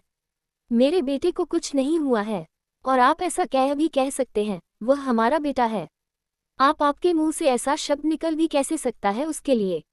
नूर की बातें सुनते हुए रेयान का गुस्सा इस समय हर हद पार करता जा रहा था, और वह अपनी बीवी पर आरिश का गुस्सा नहीं निकालना चाहते थे। और यह सब गुस्सा ही नहीं था, बल्कि उनके अंदर उमड़ रहा उसका दर्द था। वह अपने दर्द को अपनी बीवी के सामने बाहर नहीं करना चाहते थे। अब आगे वह अब गुस्से से उनकी तरफ देखते हुए बोले, आप अब जिद कर रही हैं। हमने कह दिया ना कि यहाँ पर आपको नहीं रहना है, मतलब नहीं रहना है। आपको अभी हमारे साथ चलना होगा। अपने पति की बेतुकी की बातों को सुनते हुए अब नूर जी को भी गुस्सा आने लगा था। एक तो उनका बेटा जो कि उन्हें कुछ भी बताने को तैयार नहीं था, और अब उनके पति जो कि बिना कुछ बताए उन्हें यहाँ से इस तरह से जबरदस्ती लेकर जा रहे थे। वह कितने दिनों बाद आई थी और उन्होंने ठीक से अपने बेटे को देखा तक नहीं था, और उनके पति उन्हें ले जाने की कोशिश कर रहे थे। वह भी अब गुस्से से तमतमाते हुए उनकी तरफ देखते हुए बोली, मैं नहीं जाऊंगी, मतलब नहीं जाऊंगी। मैं यहाँ पर अपने बेटे के पास आई हूँ, और अगर आपको यहाँ नहीं रहना है तो आप जाए ना। अपनी बीवी के किस तरह से जिद्दी नेचर को देखते हुए अब रेयान अपनी आंखें कसकर बंद करते हैं और 2-4 गहरी सांस लेते हुए वह अपनी नजरें उठाकर नूर जी की तरफ देखते हुए बोले, तो आपका यह आखिरी फैसला है कि आप मेरे साथ नहीं चल रही है? नूर जी तुरंत ही अपने सर को हाँ में हिला देती है। इसके बाद रेयान नूर जी की तरफ गहरी नजरों से देखते हुए बोले, ठीक है, तो आज से आपके बेटे के साथ आपके रास्ते भी हमसे अलग होते हैं। अब हमारी जिंदगी में ना आपकी जगह बचेगी और ना ही आपके बेटे की है। आप रहिए यहाँ आराम से अपने बेटे के साथ। इतना कहकर रेयान अपने कदम सीधा बाहर की तरफ बढ़ा देते हैं। वही नूर सी जब अपनी कानों में ये शब्द सुनती है तो उन्हें ऐसा लगता है जैसे उनकी सांसें से ही किसी ने खींच दिया। वह एकदम से लड़खड़ाते हुए अपनी जगह से पीछे हो जाती है। वह अब आंसू भरी नजरों से अपने पति की तरफ देखने लगती है, जो कि तेज कदमों से बाहर जा रहे थे। उनके आंखों से आंसू बहकर उनके गालों पर आ जाते। वह तुरंत ही दौड़ते हुए रेयान जी के पीछे जाती है, और रेयान जी पैलेस के बाहर जा पाते उससे पहले ही नूर जी तुरंत उनके हाथों को अपने छोटे छोटे हाथों से पकड़ते हुए अपने आंसू भरी आंखों से उनकी तरफ देखते हुए अपने कांपते हुए आवाज में बोली, आप ऐसा कैसे कर सकते हैं? और आप ऐसा सोच भी कैसे सकते हैं कि हम आपसे अलग होकर जिंदा रह पाएंगे? आप जानते हैं हमारी कंडीशन कैसी है, मर जाएंगे हम आपके बिना। रेयान की, जो कि नूर की सारी बातें सुन रहे थे, उनकी आखिरी लाइन को सुनते हुए जैसे उनका दिल कचोट जाता है। वह तुरंत ही उन्हें अपने गले से लगाना चाहते थे, पर वह खुद को कंट्रोल करते हैं। वह नूर जी की तरफ गहरी नजरों से देखते हुए बोले, तो आप अभी हमारे साथ चल रहे हैं? अब नूर जी के पास कोई रास्ता बचा ही नहीं था। वह अपनी आंसू भरी नजरों से दूर खड़े आरिश की तरफ देख रही थी, जो दूर खड़े अपनी आंखों से सब कुछ देख रहा था। उसके कानों में अपने पापा की कही हर एक बात गई थी, और अपने पापा के हर एक लफ्ज़ को सुनते हुए जैसे वह अपने आप को अंदर ही अंदर हरता जा रहा था। वह अपनी माँ को बेबस होता हुआ देख सकता था, पर वह अपनी माँ की तरफ अपने कदम नहीं बढ़ा सकता था। वह इस कदर मजबूर हो गया था कि वह अब अपने पापा के सामने भी जाने से खुद को रोक रहा था। उसकी हिम्मत नहीं थी कि वह आप अपने पापा से नजरें मिला पाए। वही दूर खड़े आरिश को अपनी नम आंखों से देखते हुए नूर जी तुरंत ही अपना चेहरा आरिश से फेर लेती है, और फिर वह अपने पति के हाथों को कसकर पकड़ते हुए वहां से उनके साथ निकल जाती है। अपनी मम्मी और पापा को जाने के बाद आरिश एकदम से वहां से मुड़कर अपने कमरे में चला आता है, और वह कमरे में आते ही दरवाजे को बंद करके वही दरवाजे से टिकर नीचे फर्श पर बैठ जाता है, और इसी के साथ उसका दर्द उसके आंसुओं में बहना शुरू हो जाते हैं। आरिश अपने चेहरे को अपने हाथों में ढके हुए फूट फूट कर रो पड़ता है। आज उसे अपने पापा के सिर्फ एक फैसले की वजह से इतनी तकलीफ महसूस हो रही थी। वह सोच भी नहीं सकता था कि आर्या, जो अपने पापा की जान हुआ करती थी, जो अपने पापा के बिना एक पल नहीं रह सकती थी, जब आरिश ने उसे उसकी फैमिली से दूर किया होगा तो उस छोटी सी बच्ची पर क्या गुजरी होगी। आरिश जब आर्या को इस घर में लेकर आया था, उसे समय वो सिर्फ 19 साल की थी, और 19 साल की बच्ची के लिए इतना ज्यादा दर्द भरा जिंदगी उसकी हिम्मत को तोड़ता न तो और क्या करता। दूसरी तरफ महल। इस समय सिद्धार्थ, सोना और दोनों बच्चे ब्रेकफास्ट कर रहे थे। तीनों ही काफी तेजी से ब्रेकफास्ट कर रहे थे। वही सिद्धार्थ उन तीनों को इतना जल्दी जल्दी ब्रेकफास्ट करते हुए बस देख रहा था। वह जानता था कि तीनों ऐसा क्यों बिहेव कर रहे हैं। सिद्धार्थ बस गहरी सांस लेते हुए उन तीनों की तरफ देख ही सकता था। वह उन दिनों में से किसी से कुछ नहीं कहता है, और वह चुपचाप धीरे धीरे अपना ब्रेकफास्ट करने लगता है। वह तीनों 5 मिनट में अपना ब्रेकफास्ट फिनिश करके अपनी चमकते हुए आंखों से सिद्धार्थ की तरफ देखने लगते हैं। वही सिद्धार्थ, जो इन तीनों के लिए अपनी इम्पोर्टेंट मीटिंग को मिस करके यहाँ उन तीनों के साथ ब्रेकफास्ट कर रहा था, वह उन तीनों की आंखों में चमक देखते हुए खुद को मुस्कुराने से रोक नहीं पाता है। इस चमक के आगे तो वह अपने हर मीटिंग को इस तरह से छोड़ने को तैयार था। उसे बस सोना और अपने बच्चों की खुशी चाहिए थी।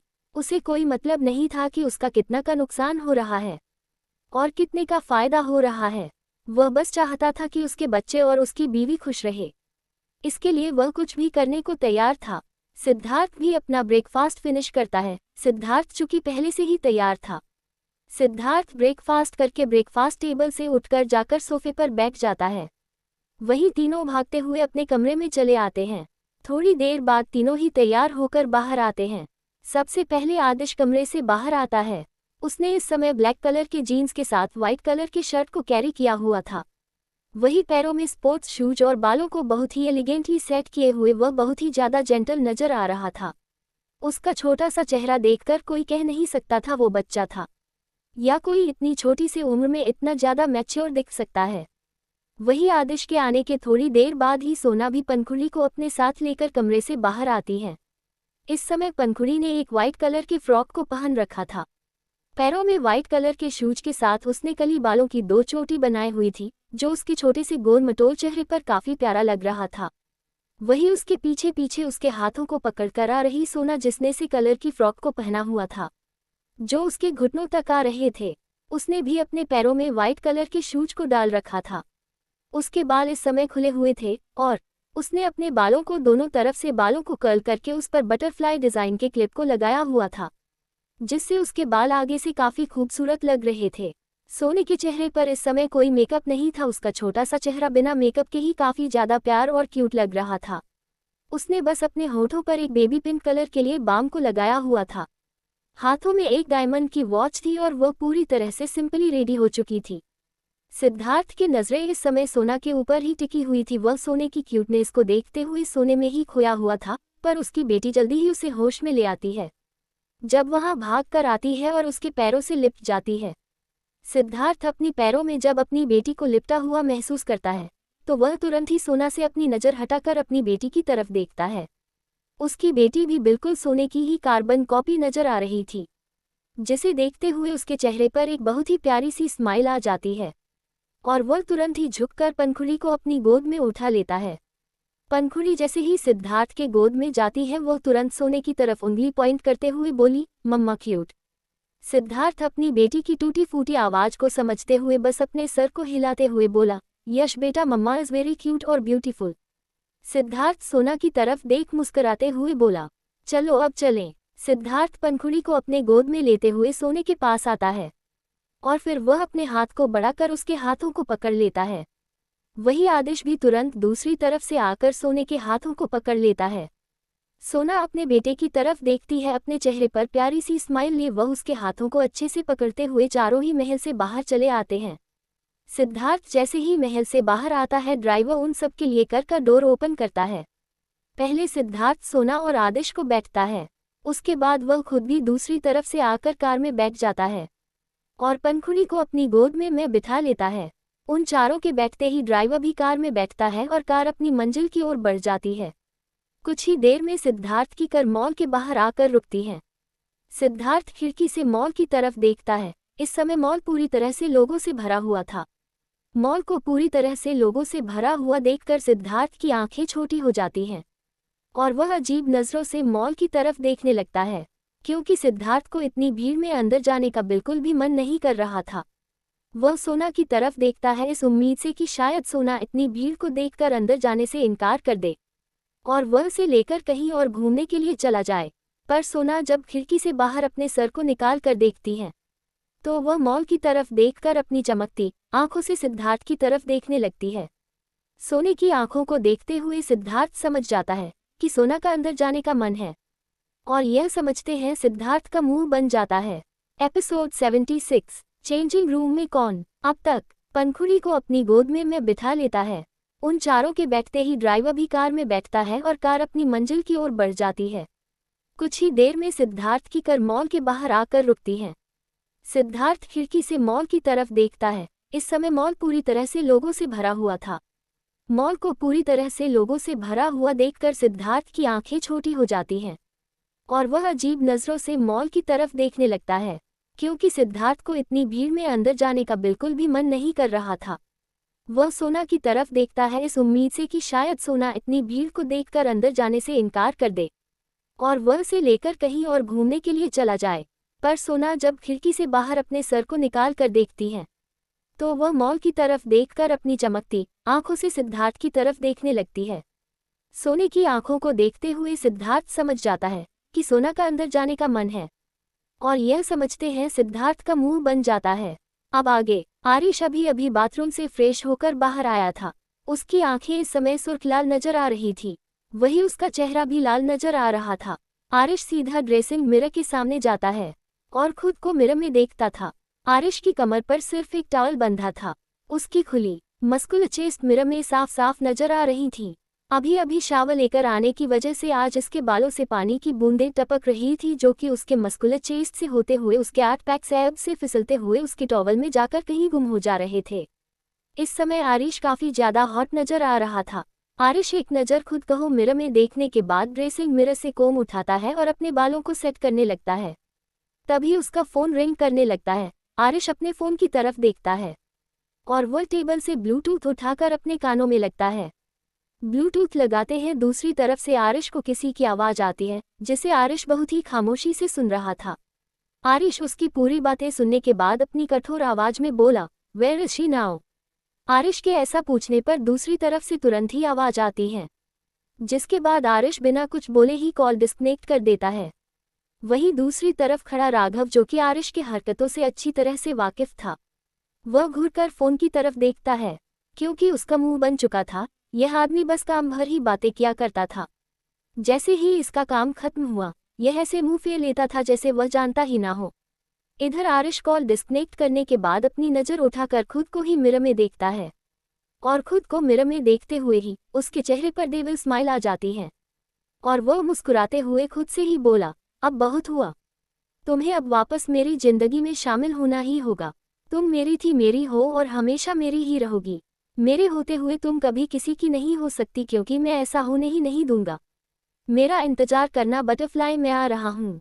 उद्धरण चिन्ह। इधर सिद्धार्थ सोना और बच्चों के साथ घर से बाहर आता है और वह उन तीनों के साथ मॉल के अंदर चला जाता है।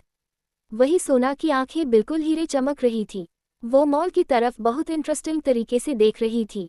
वही सिद्धार्थ, जिसकी नज़रें सोना के ऊपर ही टिकी हुई थी, वह भी सोने के नज़रों को अच्छी तरह से पहचान रहा था और वह सोने के चेहरे के चमक देखते हुए खुद को मुस्कुराने से रोक नहीं पा रहा था।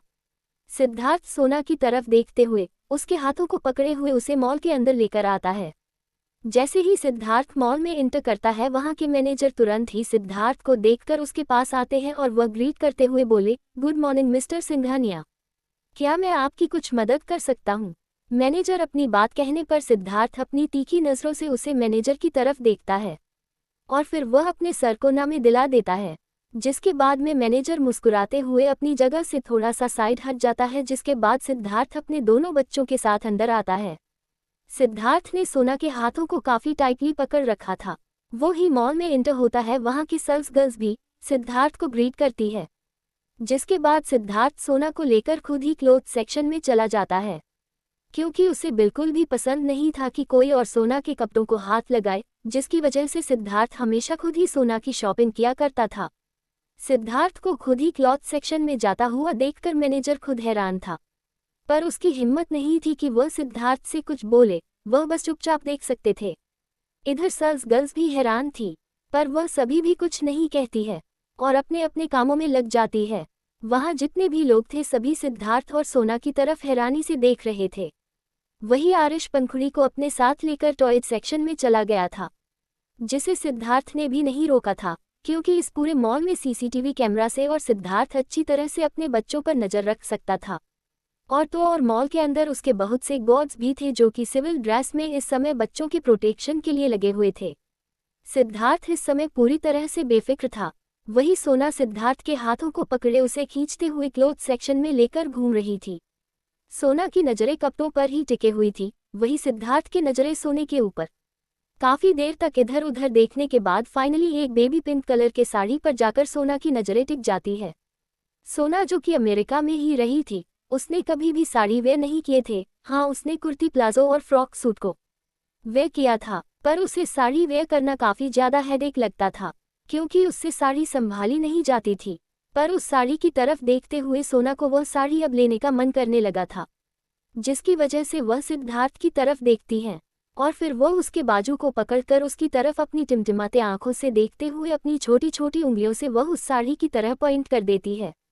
सिद्धार्थ जैसे ही सोना की उंगलियों के इशारे की तरफ देखता है, उसकी भी नज़रें उस पिंक कलर की साड़ी पर जाकर टिक जाती है। वह साड़ी सच में काफ़ी ज़्यादा खूबसूरत थी। बेबी पिंक कलर की साड़ी बिल्कुल सोना के स्किन से मैच हो रही थी। सिद्धार्थ सोना की तरफ देखता है और फिर वह आगे बढ़कर उस साड़ी को धीरे से टच करके देखता है। सिद्धार्थ साड़ी को टच करने के बाद हल्के से मुस्कुराता है। सिद्धार्थ ने उसे साड़ी को इसलिए छुआ था ताकि वो उसका फैब्रिक चेक कर सके कि उसका फैब्रिक सॉफ्ट है या नहीं, क्योंकि सोना की स्किन इतनी ज़्यादा सेंसिटिविटी कि अगर फैब्रिक में थोड़ी सी भी हार्डनेस होती थी तो उसकी वजह से सोना को रैशेस होने लगते थे, जिसकी वजह से वह हमेशा कपड़ों को खुद ही टच करके बाय किया करता था। वही सोना सिद्धार्थ के इस हरकत को देखकर बस हल्के से मुस्कुरा देती है। सिद्धार्थ साड़ी की तरफ देखकर हल्के से मुस्कुराता है और फिर सोना के पास आकर उसके बालों को सहलाते हुए बोला, ओके और कुछ। सिद्धार्थ के ऐसा कहने पर सोना एक बार फिर से अपनी नज़र चारों तरफ घुमाने लगती है और फिर घूमते घूमते वह कुर्ती के सेक्शन में चली आती है। सोना जैसे ही कुर्ती के सेक्शन में आती है वहां पर एक से एक डिजाइनर कुर्ती प्लाजो थी जो कि दिखने में काफ़ी ज़्यादा प्यारी लग रहे थे। सोना अपनी चमकते हुए आंखों से उन सब की तरफ देख रही थी। उनमें से कुछ कलर जैसे चेरी कलर और डार्क मैरून और वाइन कलर, ये तीनों कलर सोना को काफ़ी ज़्यादा पसंद आया था और वह तुरंत ही सिद्धार्थ के हाथों को छोड़कर आगे बढ़ती है और वह धीरे धीरे उन तीनों को टच करके देखती है। वही सिद्धार्थ जिस चीज़ को सोना टच कर रही थी, सिद्धार्थ उन सभी को उठता जा रहा था। फाइनली इस समय सोने के पास अब 3 कपड़े हो चुके थे ट्राई करने को। सिद्धार्थ अब उन कपड़ों को सोने के हाथों में देता है और फिर उसे चेंजिंग रूम की तरफ इशारा करते हुए बोला, जाओ जाकर देखो तुम्हें कंफर्टेबल लग रहा है या नहीं। सिद्धार्थ की बात मानते हुए सोना तुरंत उन कपड़ों को लेकर सीधा चेंजिंग रूम में चली जाती है। सोना चेंजिंग रूम के अंदर आने के बाद चेंजिंग रूम में पूरी तरह से अपनी नज़र दौड़ते हुए हर तरफ देखने लगती है। चेंजिंग रूम काफ़ी ज़्यादा बड़ा था, वही साइड में एक सोफ़ा लगा हुआ था जो कि दिखने में काफ़ी ज़्यादा कंफर्टेबल लग रहा था। उसी के सामने में एक बड़ी सी मिरर थी जिसमें आराम से कपड़े चेंज करने के बाद हर एंगल से देखा जा सकता था। सोना इतनी बड़ी चेंजिंग रूम को देखकर गहरी सांस लेती है क्योंकि उसे लगा था यहाँ का चेंजिंग रूम बहुत छोटा होने वाला है, पर यहाँ उसके उम्मीद से काफ़ी ज़्यादा ठीक ठाक था। सोना के चेहरे पर एक सेटिस्फैक्शन वाले स्माइल आ जाती है। वह अपने कपड़ों को जाकर सोफे पर रखती है। उसके बाद वह अपने पहने उसे वाइट कलर के फ्लोरल फ्रॉक की जीप को अपने हाथों को पीछे ले जाते हुए खोलने की कोशिश करने लगती है।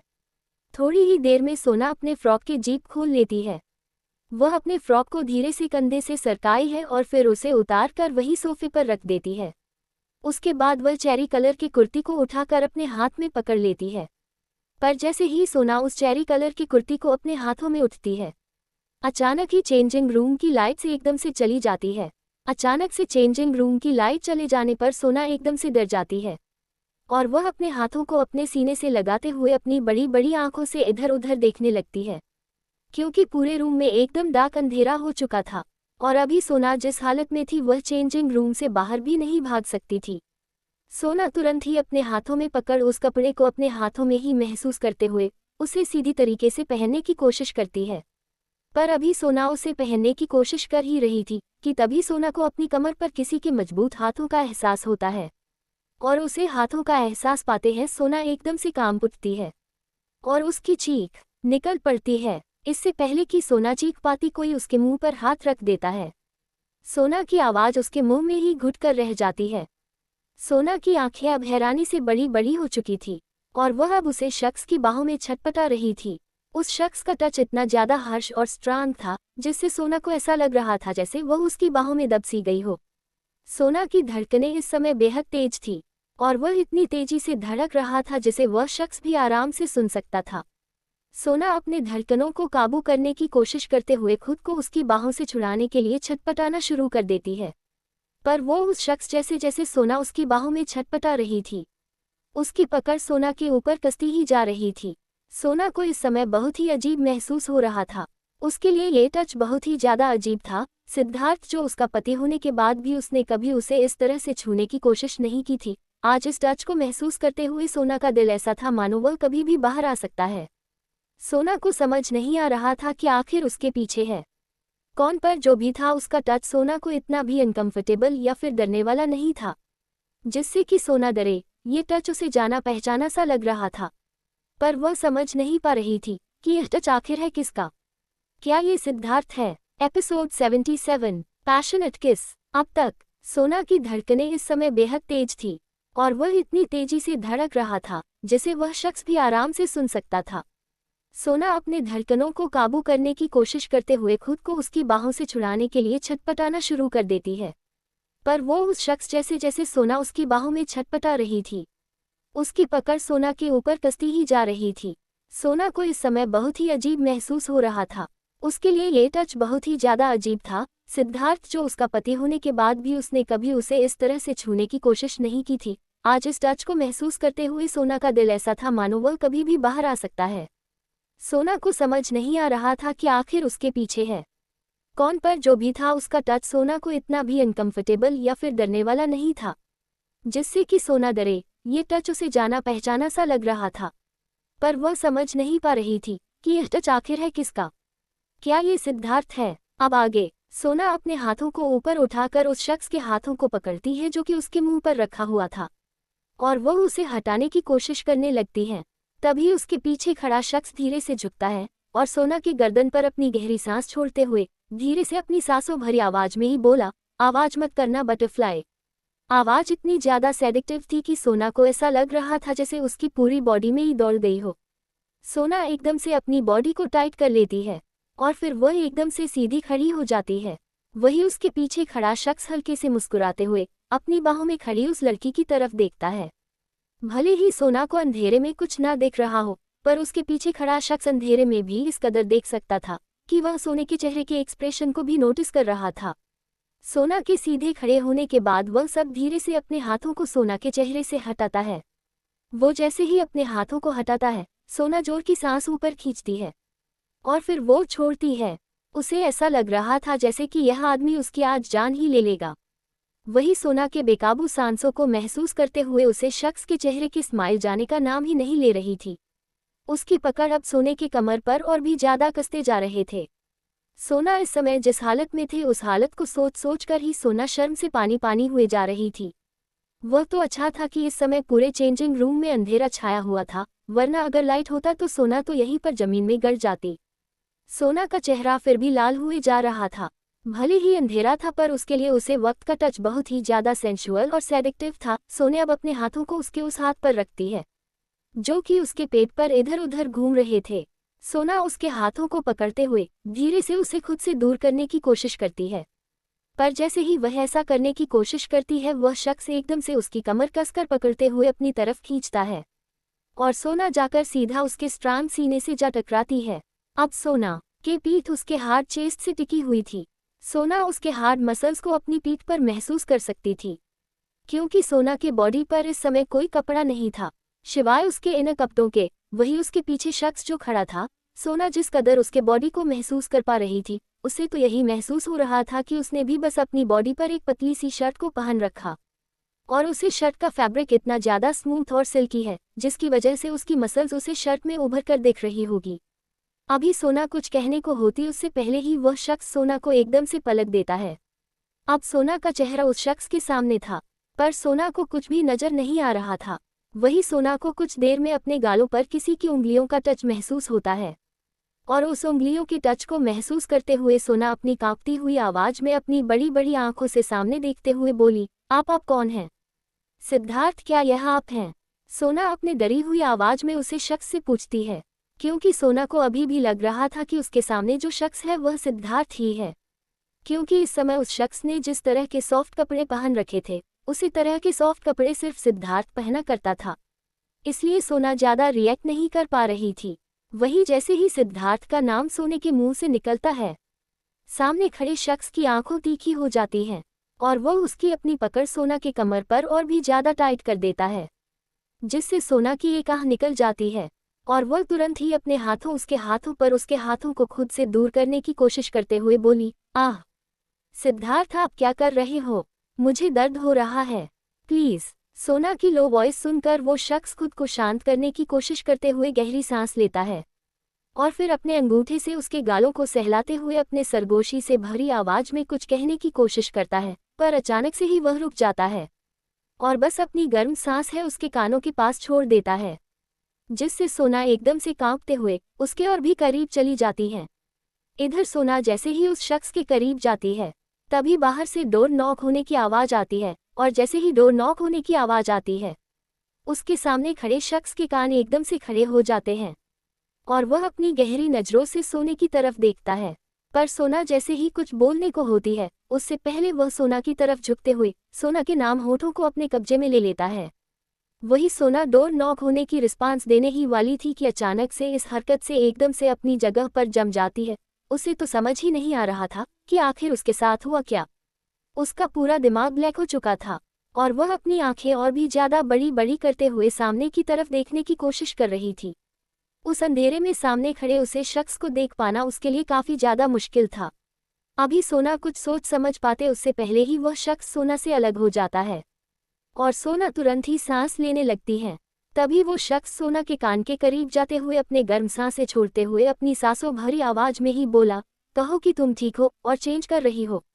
उस शख्स के इस बात सुनकर सोना एकदम से होश में आती है और वह एकदम से उसे खुद से दूर करने की कोशिश करने लगती है, क्योंकि सोना के लिए ये जो कुछ भी हो रहा था ये बहुत नया था।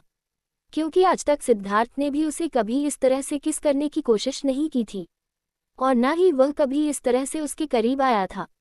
सिद्धार्थ ने उसे पूरी प्राइवेसी दी थी। वह तो सोना ही थी जो कभी कभार सिद्धार्थ के करीब जाया करती थी, पर सिर्फ सिद्धार्थ उसे एक बेबी की तरह पैम्पर करता था, पर उसने कभी भी इस तरह से उसे छूने की कोशिश नहीं की थी। पर आज जिस तरह से कोई उसे महसूस कर रहा था, ये सोना के लिए काफ़ी ज़्यादा अजीब था और काफ़ी ज़्यादा नया भी था, जिसे सोना रजिस्टर नहीं कर पा रही थी। उसकी सांसें काफ़ी भारी हो चुकी थी और वह अंधेरे में भी अपनी नीली चमकती आंखों से सामने की तरफ देखने की कोशिश कर रही थी। पर वह अभी कुछ सोच समझ पाती उससे पहले ही एक बार फिर से सांसों भरी सरगोशी उसके कानों में पड़ती है, जो कि उसे बाहर खड़ी शख्स को जवाब देने को कह रहा था। वही बाहर से अब तक कोई आवाज़ नहीं आई थी, जिसकी वजह से सोना को नहीं पता था कि चेंजिंग रूम के बाहर कौन खड़ा है और न ही उसे यह पता था कि इस समय सामने खड़ा वह शख्स कौन है। पर सोना तो अभी भी उसे शख्स को सिद्धार्थ ही समझ रही थी, इसलिए वह ज़्यादा रिएक्ट नहीं कर रही थी। सोना उस शख्स की बात मानते हुए अपनी बढ़ी हुई सांसों को काबू करते हुए वह बाहर खड़े शख्स को जवाब देते हुए बोली, मुझे अभी थोड़ा टाइम लगेगा, मैं चेंज कर रही हूँ। सोना का इतना कहना था कि दरवाजे पर खटखटाना की आवाज़ बंद हो जाती है और सब कुछ एक पल को शांत हो जाता है। पर इधर सोना शांत हो पाती उससे पहले एक बार फिर से उसके वह सॉफ्ट से चेरी से होठ किसी के कब्जे में थे। सामने खड़ा शख्स इतने एग्रेसिव तरीके से उसके होठों पर किस कर रहा था, जैसे लग रहा था कि वह सोना को निगल ही जाएगा। सोना के सॉफ्ट से होठों में उसके एग्रेसिव नेचर की वजह से दर्द होने लगे थे और वह अपने सर को इधर उधर करने की कोशिश करने लगी थी। पर वह शख्स सोना के सर के पीछे अपने हाथ ले जाते हुए सोना के सर को पीछे से पकड़ता है और वह पूरी तरह से उसे अपनी आगोश में भरते हुए उसके होठों पर पैशनेटली किस करने लगता है। वही सोना भी अब खुद को उसकी बाहों में ढीला छोड़ देती है। सोना की बॉडी ढीला छोड़ते ही जैसे ही वह शख्स सोना की ढीली बॉडी महसूस करता है, वह और भी टाइटली सोना को अपनी आगोश में भर लेता है और अब वह अपने एक हाथ से सोना के हाथों में पकड़े उसे कुर्ती को उसके हाथों से लेते हुए अपने दूसरे हाथों की मदद से अब उसे सीधा करता है और फिर वो सोना को किस करते हुए उसे पहनना शुरू कर देता है। उस कुर्ती में बैक में काफ़ी लॉन्ग जीप थी, जिसकी वजह से वो शख्स कुछ पल के लिए ही सोना के होठों को रिहा करता है। उसके बाद वह एक बार फिर से सोना के होठों पर कब्जा कर लेता है। वो सोने को किस करते हुए ही सोना को वो कुर्ती पहना देता है, पर इस बीच उसके हाथ सोना के हर एक अंग को छूते हुए सोना महसूस करते हुए उसकी बॉडी पर फिसल रहे थे, जो कि सोना भी महसूस कर रही थी और वह अपनी जगह पर किसी मूर्ति की तरह जमी हुई चुपचाप खड़ी थी। सोना अभी चुपचाप किसी पत्थर की तरह जमी हुई अपनी जगह पर खड़ी थी और वह उस स्पर्श को महसूस कर रही थी। अचानक से ही उस स्पर्श का एहसास होना बंद हो जाता है। काफ़ी देर तक जब सोना को उस स्पर्श का एहसास नहीं होता है, तो वह तुरंत ही अपनी बड़ी बड़ी आंखें उस अंधेरी में खोलकर इधर उधर देखने की कोशिश करती है, पर उसे कुछ भी ठीक से नजर नहीं आ रहा था। सोना को जिसमें कुछ भी महसूस नहीं होता तो वह अपने छोटे छोटे हाथों को आगे बढ़ाकर अपने हाथों से ही कुछ महसूस करने की कोशिश करने लगती है, पर उसके हाथ पर बार बार खाली ही आ रहे थे।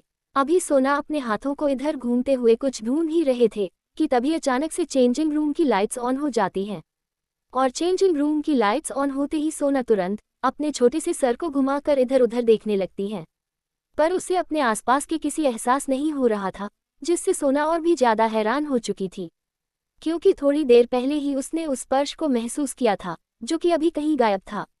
एपिसोड 78, तुम्हारे लिप्स इतने रेड क्यों हैं? अब तक और वो उस स्पर्श को महसूस कर रही थी। अचानक से ही उस स्पर्श का एहसास होना बंद हो जाता है। काफी देर तक जब सोना को उस स्पर्श का एहसास नहीं होता है तो वह तुरंत ही अपनी बड़ी बड़ी आंखें उस अंधेरी में खोलकर इधर उधर देखने की कोशिश करती है, पर उसे कुछ भी ठीक से नजर नहीं आ रहा था। सोना को जिसमें कुछ भी महसूस नहीं होता तो वह अपने छोटे छोटे हाथों को आगे बढ़ाकर अपने हाथों से ही कुछ महसूस करने की कोशिश करने लगती है, पर उसके हाथ पर बार बार खाली ही आ रहे थे। अभी सोना अपने हाथों को इधर घूमते हुए कुछ ढूंढ ही रहे थे कि तभी अचानक से चेंजिंग रूम की लाइट्स ऑन हो जाती हैं, और चेंजिंग रूम की लाइट्स ऑन होते ही सोना तुरंत अपने छोटे से सर को घुमाकर इधर उधर देखने लगती है, पर उसे अपने आसपास के किसी एहसास नहीं हो रहा था, जिससे सोना और भी ज्यादा हैरान हो चुकी थी, क्योंकि थोड़ी देर पहले ही उसने उस स्पर्श को महसूस किया था जो कि अभी कहीं गायब था। अब आगे सोना जब अपने आसपास किसी के एहसासों को महसूस नहीं करती है तब वह खुद को मिरर में देखने लगती है। सोने का छोटा सा चेहरा पूरी तरह से लाल था, वही अपनी बॉडी पर उस चेरी कलर के कुर्ती को देखते हुए सोने का चेहरा और भी ज्यादा लाल हुए जा रहा था। सोने को अभी समझ में नहीं आ रहा था कि सिद्धार्थ इस तरह से बाहर क्यों चला गया। अगर वह उसके करीब आया ही था तो उसे बाहर जाने की क्या जरूरत थी, वह यहाँ पर रह भी सकता था, पर लाइट आते ही वह बाहर चला गया था। सोने के छोटा सा चेहरा गुस्से से फूलने लगा था। सोना खुद को मिरर में देखती है। सोना के ऊपर वह कलर काफी ज्यादा खूबसूरत लग रहा था। सोना खुद को मिरर में देख मुस्कुराती है और उस कुर्तियाई के नीचे के पजामा को पहनती है और फिर उसका दुपट्टा लिए हुए तुरंत ही चेंजिंग रूम का दरवाजा खोलकर अपने छोटे से सर को बाहर निकाल कर देखती है तो उसे दूर खड़ा सिद्धार्थ नजर आ जाता है। सिद्धार्थ को चेंजिंग रूम से इतना ज्यादा दूर खड़ा हुआ देखकर वह अपनी आंखें छोटी कर लेती है और फिर अपना पैर पटकते हुए चेंजिंग रूम से बाहर आती है और सीधा वह सिद्धार्थ की तरफ अपने कदम बढ़ा देती है। सोने जैसे ही सिद्धार्थ के पास पहुंचती है वह सिद्धार्थ के पीछे अपने हाथों को बांधे हुए खड़ी हो जाती है। वही सिद्धार्थ जब अपने पीछे किसी के होने का एहसास पाता है तो वो पलट कर देखता है, पर जैसे ही पलट कर सोना और की तरफ देखता है उसकी नज़र सोना पर जम सी जाती है, क्योंकि सोना उस ड्रेस में काफ़ी ज़्यादा खूबसूरत लग रही थी। सोना की गोरे स्किन उसे डार्क कलर में काफ़ी ज़्यादा उभर कर दिख रही थी। सिद्धांत सोना को तरफ देखते हुए एकदम से आगे बढ़ता है और वह सोना के कंधे को पकड़ते हुए उसे हल्का सा टनकर सोना को घुमाकर आगे पीछे पूरी तरह से देखता है। सोना सच में काफ़ी ज़्यादा खूबसूरत लग रही थी। सिद्धार्थ मुस्कुराते हुए सोना के छोटे से चेहरे को पकड़ता है और फिर का उसके माथे पर किस करते हुए बोला, तुम बहुत खूबसूरत लग रही हो वाइफी। उद्धरण चिन्ह। सोना जो अब तक सिद्धार्थ से गुस्सा थी वो सिद्धार्थ के मुंह से अपनी तारीफ सुन तुरंत अपने गुस्से को भूल जाती है और मुस्कुराते हुए सिद्धार्थ की तरफ देखने लगती है। अभी सिद्धार्थ सोना की तरफ देखते हुए कह रहा था कि तभी उसकी नज़र सोना के होठों पर चली जाती है। सोने के होठों को इतना ज़्यादा लाल देखकर सिद्धार्थ की आंखें एकदम अजीब सो जाती हैं। वह तुरंत ही अपने अंगूठे को सोने के होठों पर रखता है और धीरे से उसके होठों को टच करते हुए सोने की नीली गहरी आंखों में देखते हुए बोला, वाइफी क्या तुमने अपने लिप्स को बाइट किया है। सिद्धार्थ के ऐसे पूछने पर सोना अपनी बड़ी बड़ी आंखों से उसकी तरफ देखने लगती है और फिर अपने सर को ना में हिला देती है। सोने के ना कहने पर सिद्धार्थ की आंखें एकदम से कठोर होने लगती हैं और वो सोने की तरह देखते हुए एक बार फिर से उसे से सवाल करता है। उसे नहीं पता था कि सोना के होंठ इतनी ज़्यादा रेड कैसे हो गए। सोने के ना कहने पर सिद्धार्थ अपनी आंखें छोटी करता है और फिर वो सोना की तरफ घूर कर देखते हुए बोला, तो क्या तुमने चोट लगाया है। सिद्धार्थ जानता था कि सोना चोट नहीं लगा सकती है, क्योंकि वह इस तरह से जाकर कहीं भी टकरा तो नहीं सकती है, पर फिर भी उसने ये पूछ लिया, क्या पता इस बेवकूफ़ लड़की में सच में कहीं चोट लगा लिया हो। पर सोना एक बार फिर से अपने सर को ना में हिला देती है। एक बार फिर से सोना के ना कहने पर सिद्धार्थ अब और भी ज़्यादा कंफ्यूज हो जाता है। अगर सोना ने चोट नहीं लगाया, उसने अगर अपने लिप्स को बाइट नहीं किया तो फिर उसके लिप्स इतने ज़्यादा रेड क्यों लग रहे थे। सिद्धार्थ की नज़रें सोने के छोटे से चेहरे के ऊपर ही टिका हुआ था। थोड़ी देर पहले जो सोने के छोटा सा चेहरा काफ़ी ज़्यादा रेड था, पर अब वो धीरे धीरे अब नॉर्मल हो चुका था। पर अब सिद्धार्थ के सवाल से सोना इरिटेट होने लगी थी, क्योंकि उसे खुद नहीं पता था कि उसके लिप्स इतने ज़्यादा रेड कैसे हुए हैं, तो फिर वह सिद्धार्थ को क्या ही बताती। अभी सोना बार बार अपने सर को ना में हिला ही रही थी कि तभी अचानक से कुछ याद आता है और वह एकदम सिद्धार्थ के सीने पर अपने छोटे छोटे हाथों को रखते हुए सिद्धार्थ को खुद से दूर करती है और फिर वह अपनी बड़ी बड़ी नीली आंखों को छोटी करके सिद्धार्थ के तरफ देखते हुए बोली, ये सब आपकी वजह से हुआ है। सिद्धार्थ जब सोना के मुंह से यह बात सुनता है तो वो हैरानी से सोना की तरफ देखते हुए बोला, मेरी वजह से? पर मैंने क्या किया है वाइफी? क्या मैंने होठों पर बाइट किया है? सिद्धार्थ अभी का ही रहा था कि सोना तुरंत जल्दी जल्दी से अपने सर को हाँ में हिला देती है, जिसे देखकर सिद्धार्थ और भी ज्यादा कंफ्यूज हो जाता है। और फिर वह आगे बढ़कर सोने के सिर पर हल्के से मारते हुए बोला, बेवकूफ लड़की। सिद्धार्थ को सोना की बातों पर यकीन नहीं हो रहा था, क्योंकि वह जानता था कि उसने सोने के साथ ऐसा कुछ भी नहीं किया है। पर अगर सोना ऐसा कह रही थी तो वो सोना की बात को मजाक समझ रहा था, क्योंकि सोना अक्सर उससे गुस्सा होती तो इसी तरह से उसे पर ब्लेम किया करती थी। इसलिए सिद्धार्थ उसके इस बातों को इग्नोर करता है और फिर सोने के छोटे से चेहरे को पकड़ता है और उसके गालों को सहलाते हुए बोला, अच्छा ठीक है, मेरी गलती है, मैं मानता हूँ अपनी गलती। सिद्धार्थ सोना के बालों में अपना हाथ फेरते हुए सोने से कहता है। वही सोना सिद्धार्थ के इस बात को सुनकर कुछ देर सिद्धार्थ की तरफ देखती है और फिर वह अपने छोटे से सर को जल्दी जल्दी में हाँ हिला देती है, जैसे वह इस चीज के लिए सिद्धार्थ को माफ कर रही हो। सिद्धार्थ सोना की तरफ देख बस गहरी सांस लेता है और फिर वह सोना को छोड़ते हुए बोला, ओके तुम दूसरे के कपड़े ट्राई करके आओ। सिद्धार्थ के कहते ही सोना अपने सर को हिला देती है और फिर वह भागते हुए सीधा चेंजिंग रूम के अंदर चली जाती है। वही सोना को एक बार फिर से चेंज करो में जाने के बाद सिद्धार्थ तुरंत ही अपना फ़ोन निकाल लेता है और वह किसी को कॉल करता है। उसके कॉल करने के तुरंत है उधर से कॉल रिसीव हो जाती है। जैसे ही कॉल रिसीव होता है, सिद्धार्थ अपने गुस्से भरी आवाज में बोला, सीसीटीवी कैमरे को चेक करो, थोड़ी देर पहले चेंजिंग रूम के आसपास क्या हुआ है मुझे सब अगले 10 मिनट में चाहिए। उद्धरण चिन्ह। इतना कहकर सीधा तुरंत है कॉल डिस्कनेक्ट कर देता है। सिद्धार्थ की बात सुनकर दूसरी तरफ से सिद्धार्थ का असिस्टेंट एकदम इरिटेटिंग भरी नज़रों से अपने फ़ोन की तरफ घूर रहा था। ये आदमी शॉपिंग करने गया था, फिर भी इस चैन नहीं है। चुपचाप शॉपिंग करना छोड़कर उसे अब सीसीटीवी कैमरे को चेक करने बोल रहा है। वह गहरी सांस लेता है और फिर वह अपना लैपटॉप खोलकर सीसीटीवी कैमरे को चेक करने लगता है। इधर सिद्धार्थ अपने फ़ोन को वापस अपने पैंट के पॉकेट में डालते हुए अपने कदम सीधा चेंजिंग रूम के दरवाजे की तरफ बढ़ा देता है।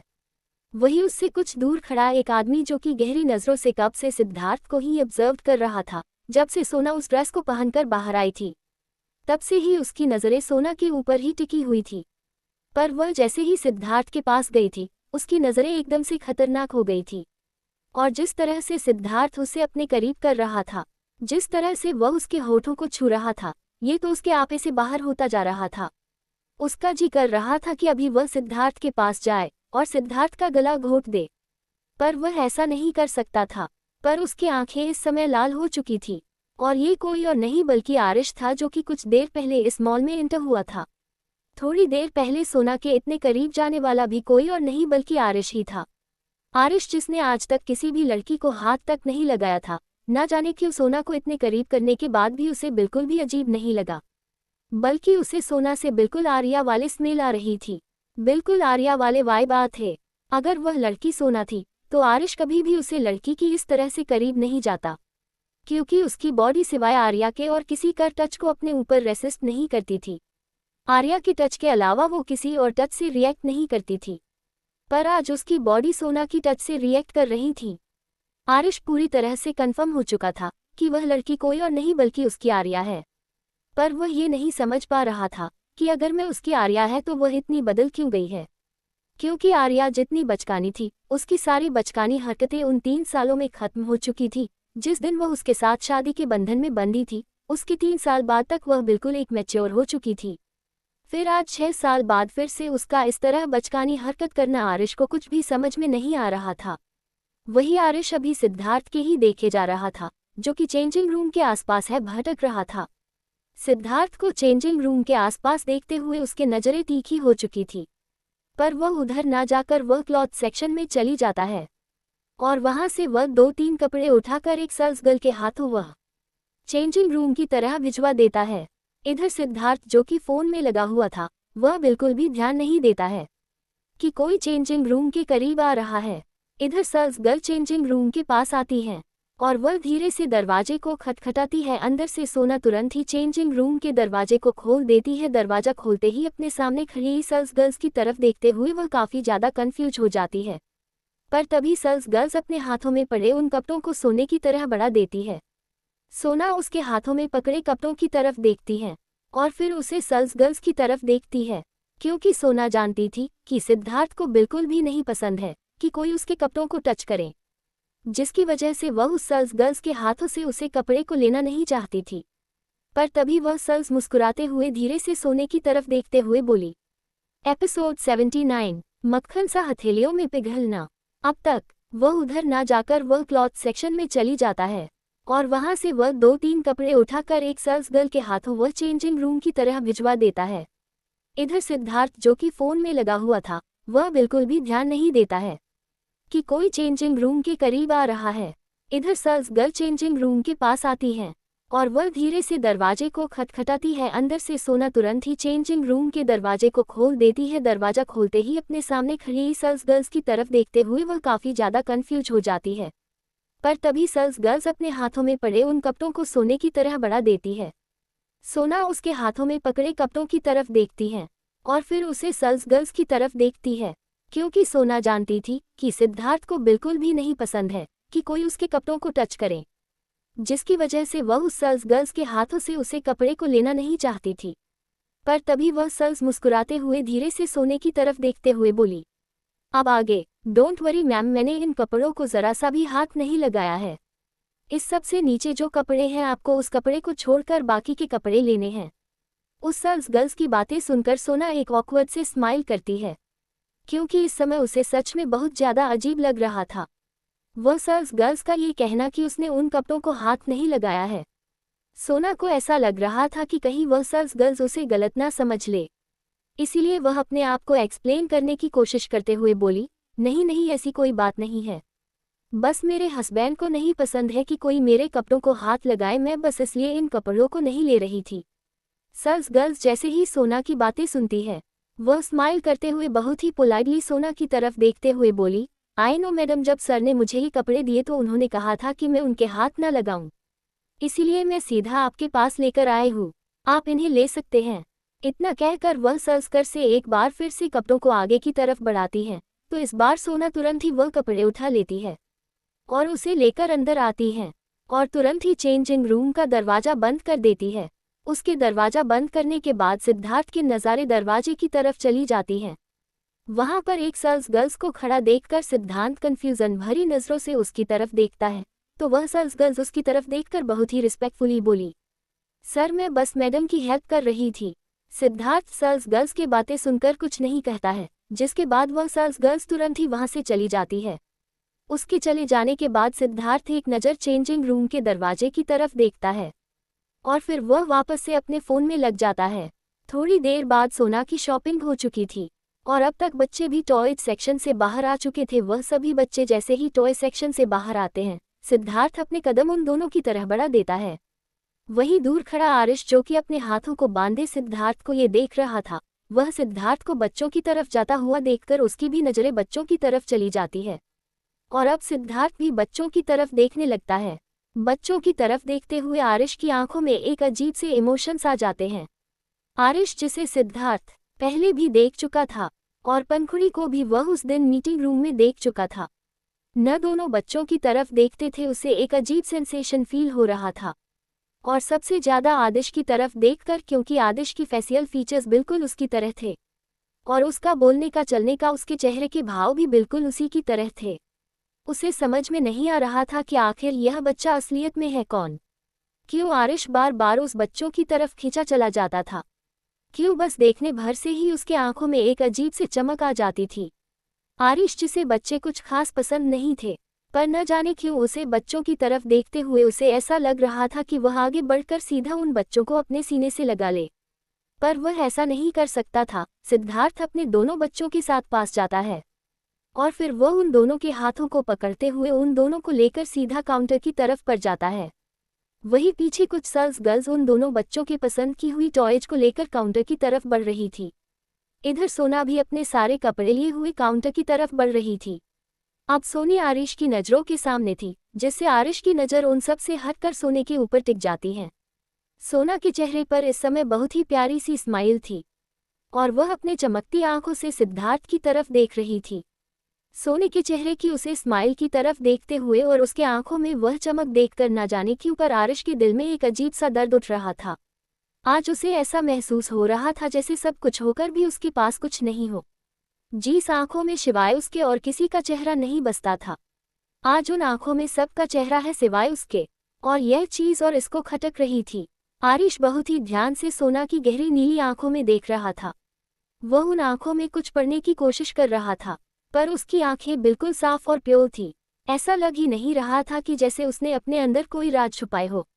इधर सिद्धार्थ खरीदे हुए सारी चीजों की पेमेंट करता है और फिर वह सोना और बच्चों के साथ मॉल से बाहर निकल जाता है, और बाकी के सारे सामान यहाँ के स्टाफ है उसके घर पर डिलीवर करने वाले थे, जिसकी वजह से उसे कोई भी टेंशन नहीं था। सिद्धार्थ अपने छोटे से फैमिली के साथ मॉल के बाहर आता है। सिद्धार्थ के मॉल के बाहर आते हैं, वह सीधा जाकर अपने कार में बैठ जाता है। कार में बैठते हैं उसकी कार सीधा पैलेस की तरफ बढ़ जाती है, क्योंकि सिद्धार्थ को ज़्यादातर बाहर का खाना खाना पसंद नहीं था, क्योंकि बाहर का खाना खाने की वजह से हमेशा उसके छोटी सी बेटी की तबीयत खराब हो जाया करती थी, जिसकी वजह से वह हमेशा घर का खाना है प्रेफर करता था। और इस समय अगर वह बाहर खाता भी तो जाहिर से बात है कि पंखुड़ी आइसक्रीम की जिद करती, और अगर उसने पंखुड़ी को आइसक्रीम दिल दिया तो उसके बाद सोना तो उसे जिंदा नहीं रहने देने वाली थी, इसलिए उसने यहाँ ना रुकना ही बेहतर समझा। इधर सिद्धार्थ के कार को जाता हुआ देखकर आरिश की आंखों में एक अजीब सा जुनून नजर आ रहा था, और अपने गहरी भी नजरों से उसे जाती सुई कार की तरह देखते हुए खुद से ही बोला, कब तक मेरी जान, कब तक तुम मुझे यूं ही भागती रहोगी? जान बसी है मेरी तुम में, और अपनी जान के लिए जुनूनियत भी ना रखो, ये तो नाइंसाफी है। बहुत जल्द तुम्हें मेरी बाहों में आना ही होगा।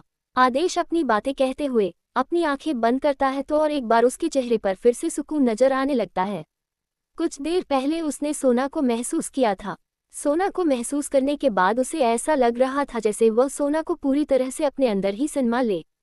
सोना की वो सॉफ्ट से बॉडी किसी मक्खन की तरह उसकी हथेलियां में पिघल रहा था। आज भी वही एहसास, वही खुशबू है। नाम और पहचान बदल लेने से धड़कने नहीं बदलती, और आज भी तुम्हारी धड़कनों पर मेरा ही काबू है। सोना और सिद्धार्थ की कार वहां से जा चुकी थी। इधर आरिश भी अपने कार में बैठकर सीधा अपने ऑफिस की तरफ निकल जाता है, क्योंकि उसे बहुत से काम करने थे, और आज जो कुछ भी घर में हुआ था उसके बाद आरिश का बिल्कुल भी मन नहीं था कि वह ऑफिस आए।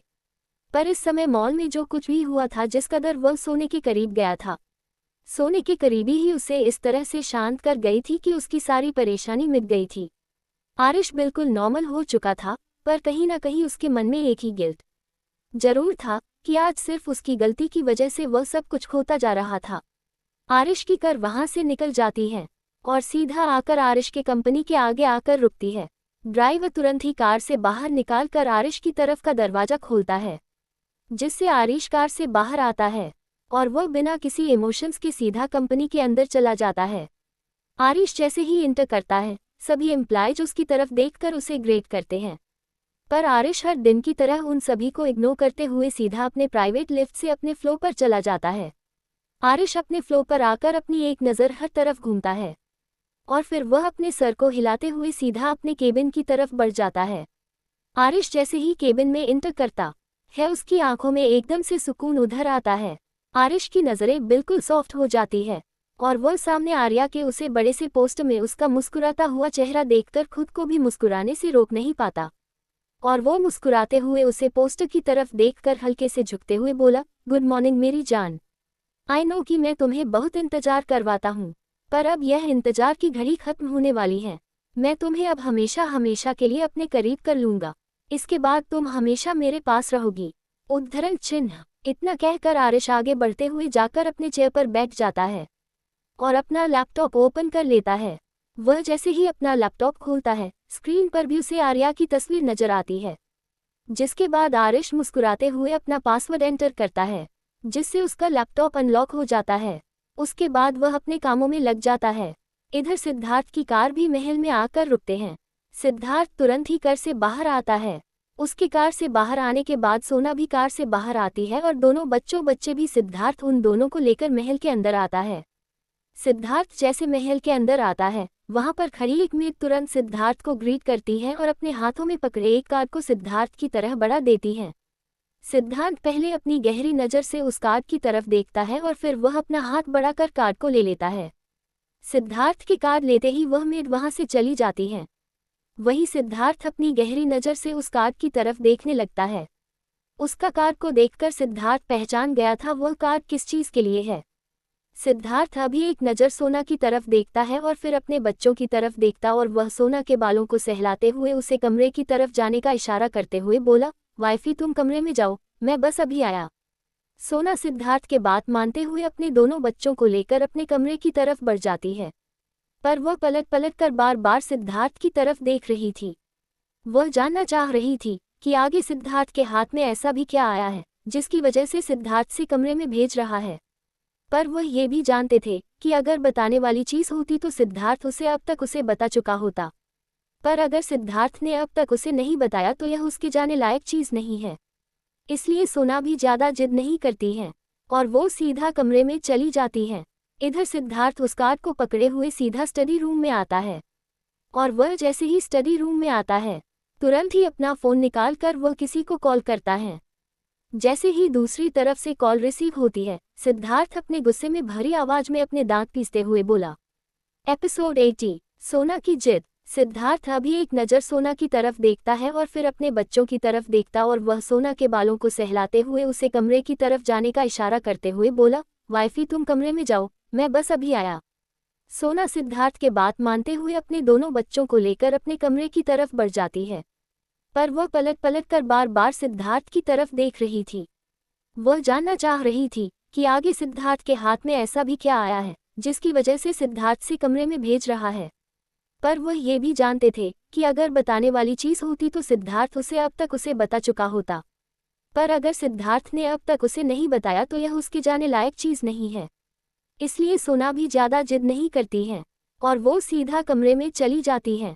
इधर सिद्धार्थ उस कार को पकड़े हुए सीधा स्टडी रूम में आता है और वह जैसे ही स्टडी रूम में आता है तुरंत ही अपना फ़ोन निकाल कर वह किसी को कॉल करता है। जैसे ही दूसरी तरफ से कॉल रिसीव होती है सिद्धार्थ अपने गुस्से में भरी आवाज में अपने दांत पीसते हुए बोला। अब आगे फ़ोन रिसीव होते ही सिद्धार्थ का गुस्सा फूटा।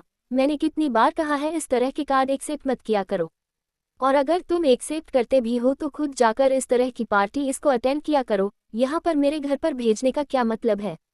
तुम अच्छी तरह से जानते हो कि अगर इस तरह के पार्टी में जाना मुझे बिल्कुल भी पसंद नहीं है, फिर यह कार्ड मुझे क्यों भेजा है तुमने? वहीं दूसरी तरफ सिद्धार्थ का असिस्टेंट आर्यन जैसे ही सिद्धार्थ के गुस्से भरी आवाज़ सुनता है वह तुरंत ही अपने आप को एक्सप्लेन करते हुए बोला, बॉस आप जैसा समझ रहे हैं वैसा कुछ भी नहीं है। मैंने ये कार्ड आपके घर पर नहीं भेजा, ये डायरेक्ट आपके घर पर ही डिलीवर हुई है। आर्यन की बातें सुनकर सिद्धार्थ की आंखें और भी ज़्यादा गुस्से से भर आती है और वह अपने हाथों में पकड़ उस कार्ड की तरफ अपने गुस्से भरी नज़रों से घूरते हुए बोला, किसकी इतनी हिम्मत हो गई है जो वह सीधा सिद्धार्थ सिंघानिया के घर तक पहुंच चुका है? पता करो ये पार्टी कहाँ हो रही है और किसने ऑर्गेनाइज किया है, और 10 मिनट के अंदर मुझे उसकी सारी कुंडली भेजो। कहकर सिद्धार्थ बिना आर्यन की बात सुने हुए कॉल डिस्कनेक्ट कर देता है। वही कॉल डिस्कनेक्ट होते हैं आर्यन अपने फ़ोन को घूर कर देखता है और फिर वह गहरी सांस लेते हुए अपने दोनों हाथों से अपने बालों को पकड़कर झुंझलाहट में अपने बालों को खींचते हुए बोला, ये सिद्धार्थ भी ना हर समय बस गुस्सा गुस्सा करते रहता है। मुझे तो समझ में ही नहीं आता है कि उनके दिमाग में चलता क्या रहता है। ठीक है, अगर किसी ने उनके घर तक कार्ड भेज ही दिया तो, अगर नहीं जाना तो वह अपने इनविटेशन कार्ड को डस्टबिन में फेंक सकते हैं, पर नहीं, उन्हें तो कार्ड भेजने वाले की और जिसने पार्टी ऑर्गेनाइज की उनकी पूरे जन्म कुंडली चाहिए, जैसे कि उनसे जाकर रिश्ते की बात करने वाले हो। आर्यन खुद से ही बड़बड़ हुआ वह किसी को कॉल करता है। जैसे ही दूसरी तरफ से कॉल रिसीव होता है और इन तुरंत थे सिद्धार्थ के घर में पहुंचे उस कार की डिटेल्स निकालने को कहता है। उसके बाद वह कॉल डिस्कनेक्ट करके अपने चेयर पर बैठ जाता है। इधर सिद्धार्थ आर्यन के ऊपर गुस्सा करने के बाद अपने स्टडी रूम से बाहर आता है। फिर वह अपने कदम सीधा अपने कमरे की तरफ बढ़ा देता है। सिद्धार्थ जैसे ही कमरे में पहुंचता है वह देखता है बच्चे पहले ही चेंज कर चुके थे और इस समय कमरे में सिर्फ बच्चे ही नजर आ रहे थे। सिद्धार्थ सोना को कमरे में ना देखकर अपनी नज़रों को चेंजिंग रूम की तरफ घूमता है और सिद्धार्थ समझ जाता है कि इस समय सोना चेंजिंग रूम में चेंज कर रही है। सिद्धार्थ अब गहरी सांस लेकर बेड पर बैठ जाता है, क्योंकि जब तक सोना चेंजिंग रूम से बाहर नहीं आने वाले थे तब तक सिद्धार्थ अंदर नहीं जा सकता था, इसलिए वह वहां पर बैठकर इंतजार करना बेहतर समझता है। सिद्धार्थ के बेड पर बैठे ही पंखुड़ी कूदते हुए जाकर सिद्धार्थ के गोद में चढ़ जाती है। वही सिद्धार्थ पंखुड़ी की तरफ देखता है और फिर वो मुस्कुराते हुए उसके गालों को सहलाते हुए बोला, क्या बात है बच्चे, आज आप बहुत खुश लग रहे हो, क्या आप लोगों को भूख नहीं लगी है? सिद्धार्थ के बात पर पंखुड़ी तुरंत ही अपने छोटे छोटे हाथों को अपने पेट पर रखती है और फिर सिद्धार्थ की तरफ देखकर अपने सर को हिलाती है, जैसे वह सिद्धार्थ को कहना चाह रही हो कि उसे भूख लगी है। पर जब तक उसके मम्मा बाहर नहीं आती तब तक वो नीचे नहीं जा सकती हैं। सिद्धार्थ पंखुड़ी के इस हरकत को देखकर हल्के से मुस्कुराता है और फिर वह आदेश की तरफ देखते हुए बोला, आदेश पंखु को ले जाओ नीचे, तब तक मम्मा नीचे आ जाएगी। सिद्धार्थ की बात सुनकर आदेश अपने सर को हिलाता है और फिर वह पंखुड़ी को लेकर अपने साथ कमरे से बाहर चला जाता है। पंखुड़ी के जाने के बाद सिद्धार्थ गहरी सांस लेते हुए चेंजिंग रूम की तरफ देखता है। अभी सिद्धार्थ की नज़र उस तरफ गई ही थी कि तभी चेंजिंग रूम का डोर ओपन होता ही और सोना चेंजिंग रूम से बाहर आती है। सोना को चेंज करके बाहर आता हुआ देखकर सिद्धार्थ अपने कदम सीधे चेंज रूम की तरफ बढ़ा देता है। अभी सोना चेंजिंग रूम से निकल ही रही थी कि तभी अपने सामने सिद्धार्थ को खड़ा देखकर सोना सिद्धार्थ की तरफ देखने लगती है, जिसे देख सिद्धार्थ अपने हाथों को उठाकर सोने के बालों को बिगड़ते हुए चेंजिंग रूम के अंदर चला जाता है। वही सोना जो कि सिद्धार्थ को ही देख रही थी, वह सिद्धार्थ को अंदर जाता हुआ देखकर अपना मुंह बनाकर कमरे में आ जाती है। उसके बाद सीधा ड्रेसिंग मिरर के सामने जाती है और अपने बालों को समेटकर उसे अच्छी तरह से क्लच करते हुए अपने चेहरे पर मॉइस्चराइजर लगाकर चेंजिंग रूम की तरफ देखती है और सिद्धार्थ के बाहर आने का इंतजार करने लगती है। थोड़ी देर में सिद्धार्थ भी चेंज करके बाहर आता है। इतनी लंबी शॉपिंग करने के बाद सोना काफ़ी ज़्यादा थक चुकी थी और उसे काफ़ी जोर से भूख भी लग रही थी और बिना चेंज किया वह इस तरह से कर नहीं सकती थी, क्योंकि उसके हाथ पर काफ़ी ज़्यादा गंदे हो चुके थे। इसलिए सोना पहले फ्रेश होकर चेंज करना ही बेहतर समझती है। सिद्धार्थ के बाहर आते ही सोना तुरंत जाकर उसके बाजू पकड़ती है और सिद्धार्थ को खींचते हुए कमरे से सीधा बाहर निकलते हुए बोली, पहले चले, पहले खाना खाते हैं, उसके बाद आप अपना काम कर लीजिएगा। सिद्धार्थ बाहर सोने की तरफ देखता है। उसके छोटे से चेहरे की तरफ देखकर सिद्धार्थ समझ जाता है कि सोना को इस समय सच में काफ़ी ज़्यादा जोर से भूख लगी होगी। इसलिए सिद्धार्थ भी कुछ नहीं कहता और सोने के बात पर हामी भरते हुए वह सोने के साथ बाहर निकल जाता है। सिद्धार्थ और सोना दोनों ही डिनिंग एरिया में आते हैं, जहां पर खाना पहले ही लग चुका था और दोनों बच्चे अपने अपने चेयर पर बैठे हुए थे। सोना भी आकर अपने चेयर पर बैठ जाती हैं और वह चारों अपना अपना खाना खाने लगते हैं। थोड़ी देर में खाना खत्म करने के बाद सिद्धार्थ स्टडी रूम की तरफ जाने लगता है, जिसे देखकर सोना भी सिद्धार्थ के पीछे स्टडी रूम की तरफ जाते हुए बोली, क्या आपको अभी बहुत सारे काम करने हैं? सोने की आवाज़ सुनकर सिद्धार्थ तुरंत अपनी जगह पर रुक जाता है और वह पीछे पलटकर देखता है तो सोना उसके पीछे आ रही थी। सोना को अपने पीछे आता हुआ देखकर सिद्धार्थ अपनी जगह पर रुककर उसकी तरफ देखते हुए बोला, वाइफी जाकर आराम करो, तुम बहुत ज़्यादा थक चुकी होगी ना, और मुझे थोड़ा सा काम है, मैं तुरंत ही अपना काम करके वापस आता हूँ, तुम अभी कमरे में जाओ।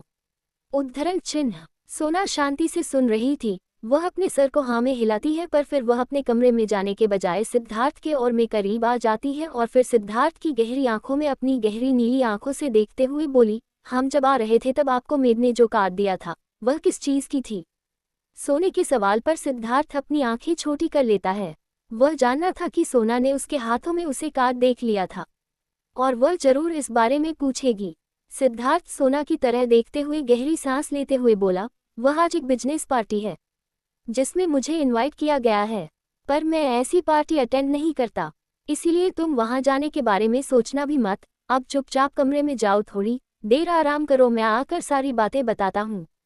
सिद्धार्थ की बात सुनकर पहले ही सोना का मुंह बन चुका था। सोना हमारा मुंह बनाए फिर चुपचाप सिद्धार्थ के डांट खाकर अपने कमरे की तरफ बढ़ जाती है। वही सोना को कमरे की तरफ जाता हूँ देखकर सिद्धार्थ गहरी सांस लेता है और फिर वह अपने स्टडी में चला जाता है। शाम का समय। सिद्धार्थ समय हॉल में बैठा हुआ था, वही उसकी गोद में सोना बैठी हुई थी और वो सिद्धार्थ की तरफ अपनी मासूम आंखों से घूरकर देख रही थी। सिद्धार्थ अपनी आंखें छोटी करके सोने की तरफ देख रहा था, क्योंकि जब से सोना ने उस कार्ड को उसके हाथों में देखा था तब से वह वहां पर जाने की जिद किए बैठी हुई थी और सिद्धार्थ जानता था कि अगर सोना जाएगी तो उसके दोनों बच्चे भी जाने की जिद करेंगे। और सिद्धार्थ इस बात में किसी को नहीं ले जाना चाहता था और न ही वो अपने दोनों बच्चों को इस तरह से अकेला यहाँ पर छोड़कर नहीं जाने वाला था, जिसकी वजह से वह बार बार सोने को वहाँ ले जाने से मना कर रहा था। पर सोना थी कि वह करने को तैयार ही नहीं हो रही थी और सिद्धार्थ एक बार फिर से आखिरी कोशिश करते हुए सोने के छोटे से चेहरे को अपने हथेली में भरते हुए उसकी तरफ गहरी नज़र से देखते हुए बोला, वाइफी तुम समझ क्यों नहीं रही हो, वहाँ तुम्हारे जाने लायक जगह नहीं है। तुम जैसा सोचते हो वहाँ वैसा बिल्कुल भी नहीं है, और जैसा अभी तुम्हारा दिमाग है वहाँ तुम्हें ले जान खतरे से खाली नहीं है। यह कोई अमेरिका नहीं है, यह इंडिया है, और यहाँ पर हर चीज़ सोच समझकर करनी पड़ती है। जो चीज़ बाहर आम होती है यहाँ पर वह चीज़ बहुत ही बड़ी बात हो जाती है। इसलिए मैं यहाँ पर तुम्हें किसी भी पार्टी में नहीं ले जाना चाहता और मैं बिल्कुल भी नहीं चाहता कि किसी की भी नज़रें तुम पर पड़े। तुम जानती हो ना, जब तुम्हें कोई देखता है तो मुझे किस कदर गुस्सा आता है। इसलिए वाइफी मेरी बात मानो और वहाँ जाने की जिद छोड़ दो। मैं तुम्हें कहीं और घूमने ले चलूँगा। पर वही सोना जो अपनी जिद पर अड़ी थी, वो सिद्धार्थ के समझाने के बाद भी कुछ भी समझने को तैयार नहीं हो रही थी। वह बार बार सिद्धांत से वहाँ जाने की रिक्वेस्ट किए जा रही थी। आप सिद्धार्थ भी काफ़ी ज़्यादा झुंझला चुका था। वह समझ चुका था कि सोना उसकी कोई भी बात नहीं मानने वाली है, जिसकी वजह से वह गहरी सांस लेते हुए बस खुद को ही समझ सकता था। इसके अलावा और वह कुछ भी नहीं कर सकता था। सिद्धार्थ सोने के छोटे से चेहरे की तरफ देखता है। ये छोटा सा चेहरा जितना ज़्यादा मासूम दिखता था, उससे कहीं ज़्यादा शैतान था और सिद्धांत हर बार सोना की जिद के आगे हार जाता था। सिद्धार्थ सोने की तरफ देखता है और फिर वह सोने की दोनों गालों को खींचते हुए बोला,